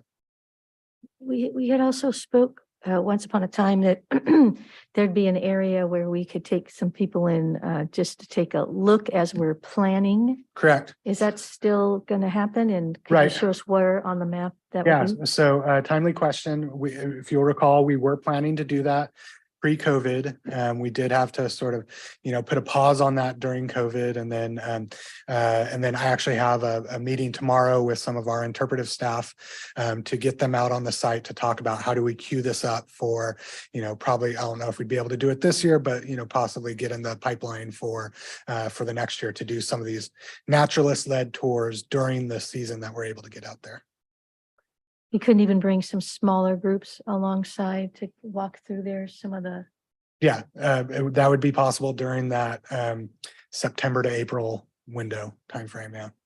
well, I'd like to talk to you some more about that soon, because people are very interested in getting in there and taking a look. Yeah. Yeah, thank you. We can do that, right? That's like I say, I'm taking folks out there tomorrow to see what the schedule is and how we can start planning for that and when we can get down the pipeline. Yeah. Okay, sounds good. Let me know as soon as you know. Absolutely, Thank you. absolutely. Thank you very much again. Director Rosario. The PFAS issue, is that related to the recommendation to tear up all the pavement? No, it's and I'm getting out of my area of expertise here. But it's a chemical that Ken, do you want to speak to it? Our EPA rep here. Yeah. Ken Wysocki, Assistant General Manager of ASD. So PFAS, perfluoroalkyl substance. It's the forever chemical. It's a carcinogen, and you had it since there was a flight line, there was a lot of the fire retardants on the flight lines, and it gets in the soil. So you got a lot of soil remediation. PFAS, EPA right now is working on regulating that substance because we find it in many products. I mean, you can find it in pizza boxes, the little layers that's inside the lining. It's got some PFAS chemical in it, a form of PFAS, but it's in some clothing products. But, on the flight line, they use that for the fire retardants. So it's just a heavy, we find that on a lot of military bases all over, to Guam, to across the United States. So what's is there a solution to? Remediation, removing soil, treating soils, disposing of the soil. So it's a lot of work, and there's money. The federal EPA is putting a lot of funding in PFAS remediation across the country. So this is a great time and opportunity maybe to tap in some of those dollars, especially on the bipartisan infrastructure deal. Yeah, I bring it up because there was an article in the local patch about controversy that there was one person in charge of the name. I don't know if it was the Navy or something, but anyway, he was recommending tearing up all the tarmac. I mean, that's a lot of tarmac. Yes, hold on. There's a lot of tarmac. Yeah. And so there was a lot of controversy, especially from environmental groups saying that was totally unnecessary. So most definitely. And remediating that work, because you also think about the effects of the wildlife that is in that area too. So there's definitely a lot of remediation, and the Department of Defense should work. They have it in their purview to clean that stuff up across the country. Good luck. And then one other question, I saw, I just before we move on, I do want to emphasize that we don't know if it's an issue here. right, It's still just being investigated. So we, the Navy goes through their process of investigating, and then if it's known issue, then they start developing whatever their remedial actions are and everything else. But we don't know what the extent of the problem and is, then if there is one. in the concept drawing, there were some elevation gains in some of that. Yeah, there's that So perimeter will they be levee. Inputting soil possibly. There's an existing elevated levee that goes around there that you can get up. And at this point, I don't know that we would be importing soil. And I think a lot of it would be more, the Navy's imported a lot of soil because they're part of their remediation within our future area is to cap materials in place. So there's some big mountains out there. And then my last question is, what's the city going to do regarding sea level rise, especially around the Seaplane Lagoon? Because when I was on the commission for Parks and Recreation Historic Commission, we were looking at that and we were concerned about preserving the buildings on that site. And it looked like the maps showed that sea level rise was going to actually go up to one of the first buildings. Yeah, I don't know specifically what the city's actions are. They have just recently completed a climate action plan, and they've also done a lot of groundwater modeling and a lot of other work there. The city of Alameda is pretty, obviously, because they're an island, pretty attuned to this problem. I don't know specifically what their actions are here, but I'll have to go back and take a look. But I know that's part of the whole DPay park strategy is to, have that sort of adaptation buffer sort of space there. Okay, great. Thank you. Yeah, I can't wait for this thing to start. Any other board member comments, questions? Olivia? Yeah, about the PFAS issue, the other big thing about PFAS and the forever chemicals is the impact on drinking water. So you might also see that come up in some of the different articles that you read. And the regulation from the EPA, I believe, just came through maybe a week ago in regards to what drinking water organizations need to adhere to in regards to PFAS. So I'm actually very familiar with the issue. I'm not going to go into the details right now, but happy to chat anytime. Anyone else? So Brian, I was wondering, so I like the plan, the initial plan. It seems like it's pretty low impact, just view sheds and hiking.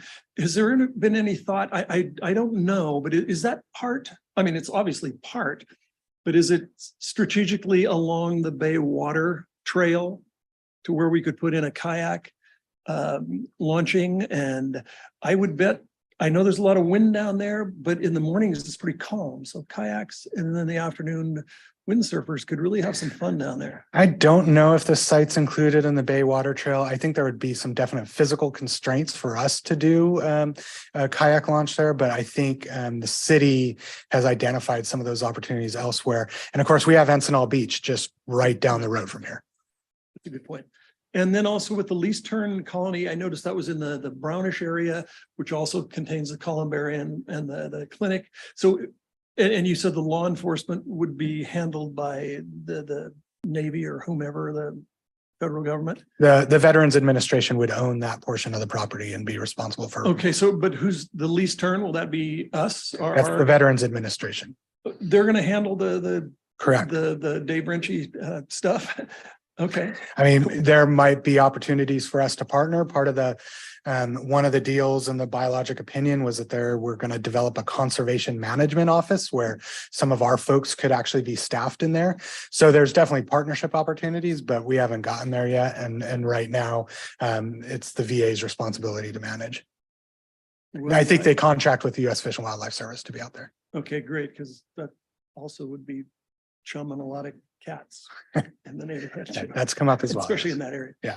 Okay, well, thank you. I think. Thank you very much. Any other questions, comments? Thanks. Very exciting.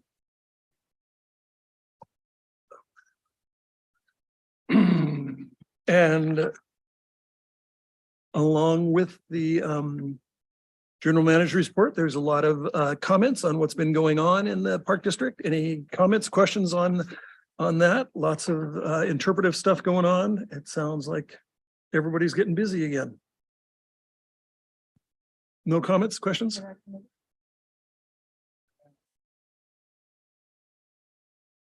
Regarding the Judge John Sutter Do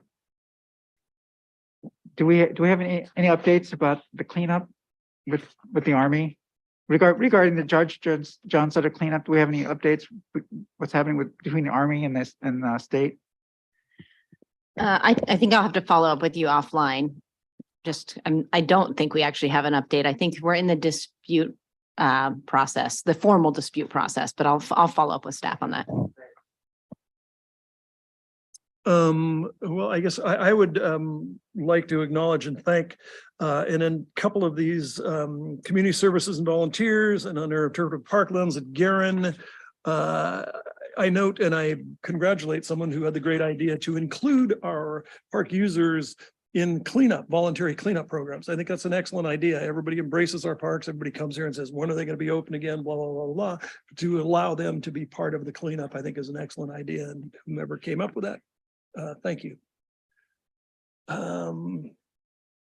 If there's nothing else, we'll move to board committee reports. Anybody have any questions on the Finance Committee meeting of February 22nd? Hearing none, anybody have any comments on the Natural and Cultural Resources Committee meeting on February 15th?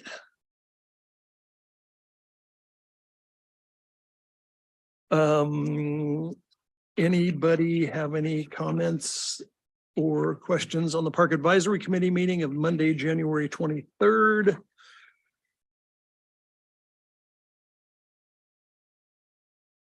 Hearing none. What's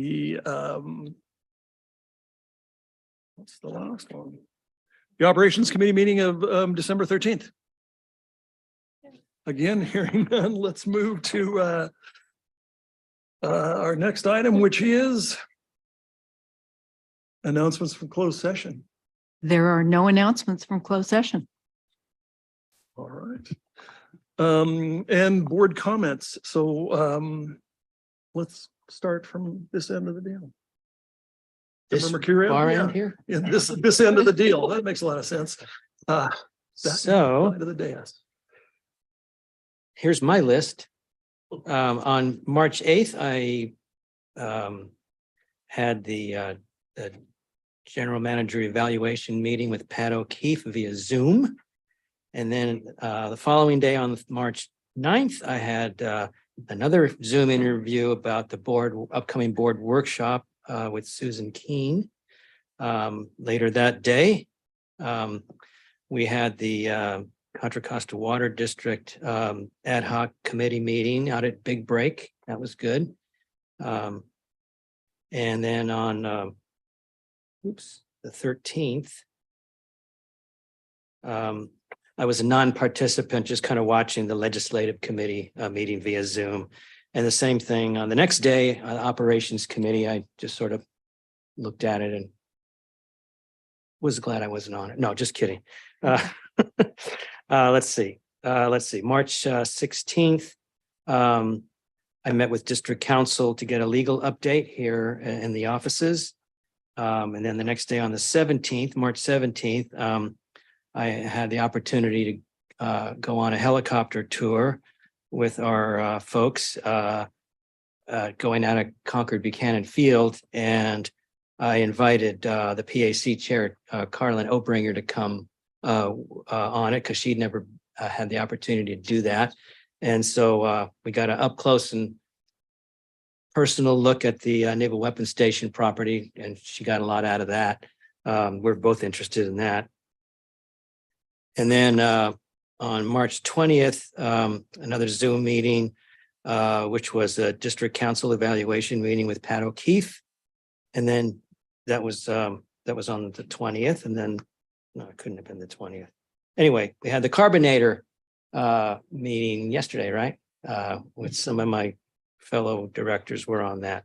So that was a fun 2 weeks. Thank you, John. Olivia. Yeah, it's been a busy 2 weeks, I feel like, between the last board meeting and this one. So a lot of similar activities as John shared. I think yesterday was such a great opportunity to go see the Carbonator project, and I'm really glad that that was organized. So thank you, everyone who made that happen. I will share on my way home, I did get a flat tire. And so I do want everyone to be safe as they're out on the roads because it's really an interesting time right now on our highways. And luckily I made it to the service shop. I didn't have to get a tow, but I had to borrow a car today. So I will share that, just everyone be safe out there. Cause I know during this meeting, we've been seeing some interesting weather outside our windows. So be safe going home also. You know, I guess I'll take a moment just to highlight, I also had a meeting with our general counsel and she came out and we actually met. Okay. So we met at our sign shop location in Pleasanton, where the foundation is moving to. We did not go inside because there's a lot happening inside and it would have been short notice to go inside. One day, eventually I would love to tour the inside, but that's where we met because I thought it was a good place to park the car. It's also right next to the Iron Horse Trail, which was our goal, to walk the Iron Horse Trail. So we walked the Iron Horse Trail from Pleasanton to Dublin through the BART station. And we did spend time at the BART station looking at the maps, and they do highlight, BART does highlight on the local maps, you know, the Iron Horse Trail and how to access it and which direction to go to from the Dublin BART station, which I appreciated. And so that was kind of fun to do that with our legal counsel. And then we went and looked at the bridge that's being built over Dublin Boulevard, which is a fairly large roadway. And so you'll see right now, like the anchors of the bridge have already been constructed and are there. And from what I understand, the arch of the bridge, the main part of the bridge, and it'll be a pedestrian and bike only bridge for the Iron Horse Trail. That's being constructed in Arizona, and then it will be transported to Dublin at some point this summer with the goal of opening sometime between June and September of this summer. So stay tuned for that official announcement, but I think it'll be such a great opportunity. It's mostly funded by the Alameda County Transportation Commission because, you know, there is this effort to see more people walking and biking to BART and to get to other destinations. So that was really nice opportunity to talk about some of the different, topics related to the Iron Horse Trail with our general counsel and just also some other issues in regards to the park district. But I love that I took her to a BART station as part of it. So that was a good opportunity. But yeah, I'll leave it at that since I know there others were part of the legislative committee and operations committee, which I also attended. Thank you. Member Coffey. Thank you. On March 8, I attended the Contra Costa County Watershed Forum. Its focus was on Wildcat Creek, actually, and restorations and disposition of the creek in the bay. On the 8th, I also had a conference with the general manager, deputy general manager, and government affairs director to discuss our legislative advocacy programs. On the 9th, I attended with Director Mercurio the Contra Costa Water District Liaison meeting out at Big Break, and I wanted to thank Mike Reeves. After that meeting, having cornered Mike out at Big Break, we spent quite a bit of time with him, Director Mercurio and I, on land interests out in Ward 7. And again, I think we're both grateful for the amount of time Mike spent with us that afternoon. On the 10th, I also met with the consultant on the board retreat. As it turns out, I had a fairly short session with that consultant.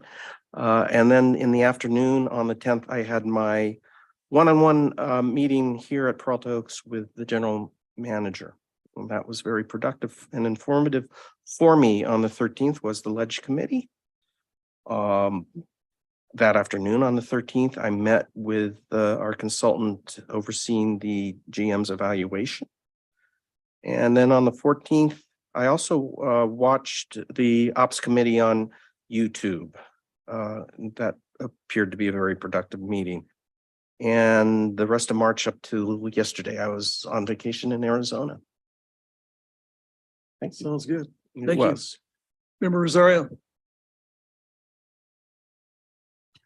Let's see, on 3/8, I attended the Alameda County Mayor's Conference at the new Newark Civic Center, which is one of the reasons I went.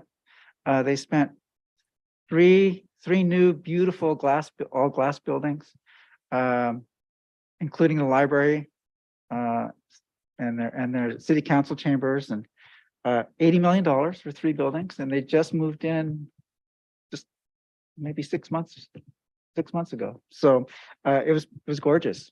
And there was something there. Oh, East Bay Mud at that gave a presentation, and they gave a great report. And they basically reported that all of their reservoirs are full and they're all releasing water. So they seemed very happy.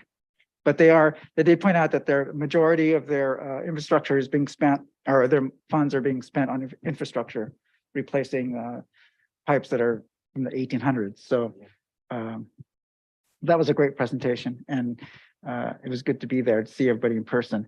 And then I attended a Lake Merritt Breakfast Club, and of note was the note speaker or key speaker there was Sam Davis from Board Oakland Unified School District, and I broached the subject of our possible MOU for allowing swim lessons at Castlemont High School, and he said he apologizes greatly because they had a change of administration within the school, so they couldn't follow up on the MOU. But he said, if we bring it again, he would absolutely be in favor of us doing that. So the door is open, and we can go ask. And then on 3/9, I met with Chris Spencer, president of the POA. We had a very, very wonderful discussion. And then on 3/9, it must have been Union Day, I met with Ari Suzuki from AFSCME 2428. And then on the 14th, attended the Operations Committee. And I just wanted to give a shout out to all the presentations that day, like on the caretakers, and also the information on the helicopter operations. Thought that was fascinating. And then on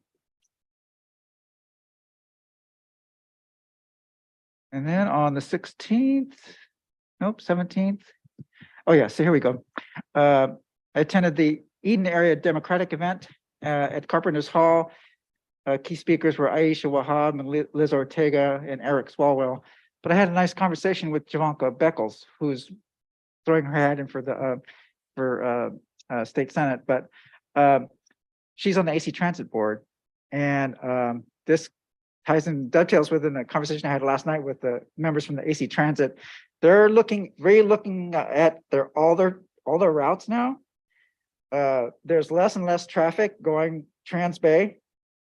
And so they're looking at doing possible reroutes locally. And there's a strong possibility of restoring the bus line to Temescal. So we'll keep our and maybe some of our other local parks too. We should keep our eyes open for that.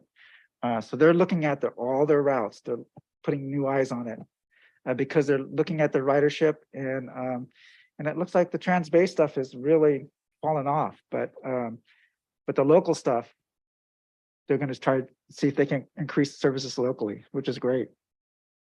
And then on 20th, the tour of the Carbonator was fabulous.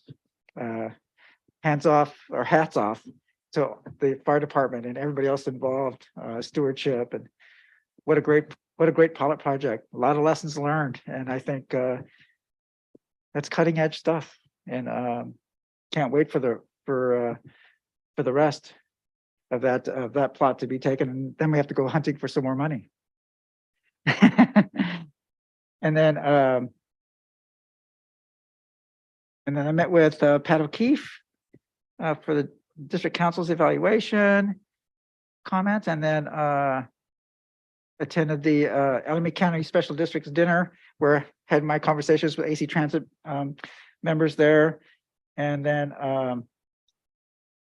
today, ta-da. And I just want to give a big shout out to congratulations to Flora Chantos on her new baby. She's posted on Facebook. So congratulations to her and her partner. So great news. Oh, I just wanted to make a comment on something that was said at public comments regarding diversity in the parks. I think in my ventures out, I'm seeing more and more people of color, especially at Reinhardt Redwood, Anthony Chabot, Lake Temescal. And I think we do work with, thanks to Monaco and Public Affairs, their outreach with Latinx outdoors, Asian outdoors, Black outdoors, all these organizations, the East Oakland Collective. We're outreaching with all these groups, and the multicultural walks are incredibly well attended, and we could be doing more. But I just wanted to shout that out, that we are doing stuff, but we could always do more. So just wanted to give a shout out to that. Thank you, Dee. Member Corbett. I agree with that. It's wonderful work. Working with people from throughout the community who very much appreciate our park districts. And that's a really positive thing. So let's see. On the 10th, I spoke with Andrea Miller, the workshop reviewing with a phone meeting, reviewing the work that she's doing and reviewing the work of our staff. And then on the 14th, there was the operations committee meeting. Thank you very much. Steve was the chair. He's already spoken about that. And but it was a very positive meeting. On the 15th, I met with Pat O'Keefe regarding his discussion and planning towards work, the general manager. I also, you didn't see me because I got there very late, but I also stopped by the Eden area St. Patrick's Day event. It was nice to say hi to folks. On the 17th, I mostly just spent time with family, but happy St. Patrick's Day, everybody. I hope you all had a wonderful time. On the 20th, of course, which was yesterday, I also very much enjoyed our view of the carbonator and the work that's being done to improve the soil and deal with this serious issue, what to do with the trees that are crowding other forest areas, and also sometimes are falling down and causing. We could talk about this issue for hours, but it was a very, very impressive work that's being done, and really look forward to what we can show other districts, what can be done in a very positive way for the parks. And with that, that's it. Thank you very much. So I attended a meeting with Sabrina, Anna, Eric, and the legislative affairs folks about legislative matters coming up in the district on March 8th. On March 9th, I met with Dan Keene on the GM evaluation session we had with each of us with him.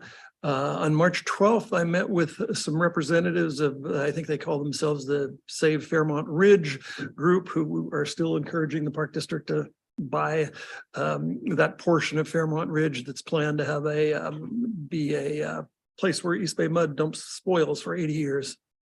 On March 14th, I attended the legislative committee meeting where we discussed, among other things, the renewing the contract of Houston Magnani, and I'm very glad we retained Doug Houston per our consent calendar today. On March 16th, I attended a really interesting annual event. It's called the League of Women Voters in the Eden area host a Meet Your Electeds night, and it was really great. You get to get up there and talk and tell everybody what you do. It was really interesting and a lot of fun.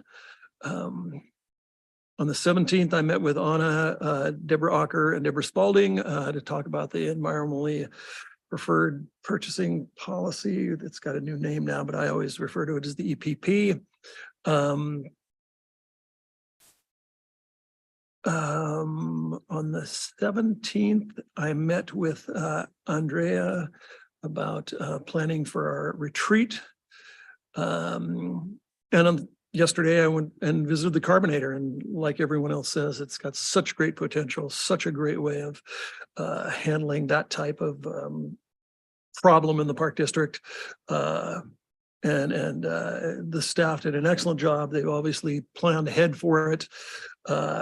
And last night I went to the ACSDA annual dinner, and Director Rosario gave a great report on it. The other thing I would report is they were very, very, very happy that we hosted it at our facility at Redwood Canyon Golf Course. And Redwood Canyon probably went out of their way because the place is full of mud.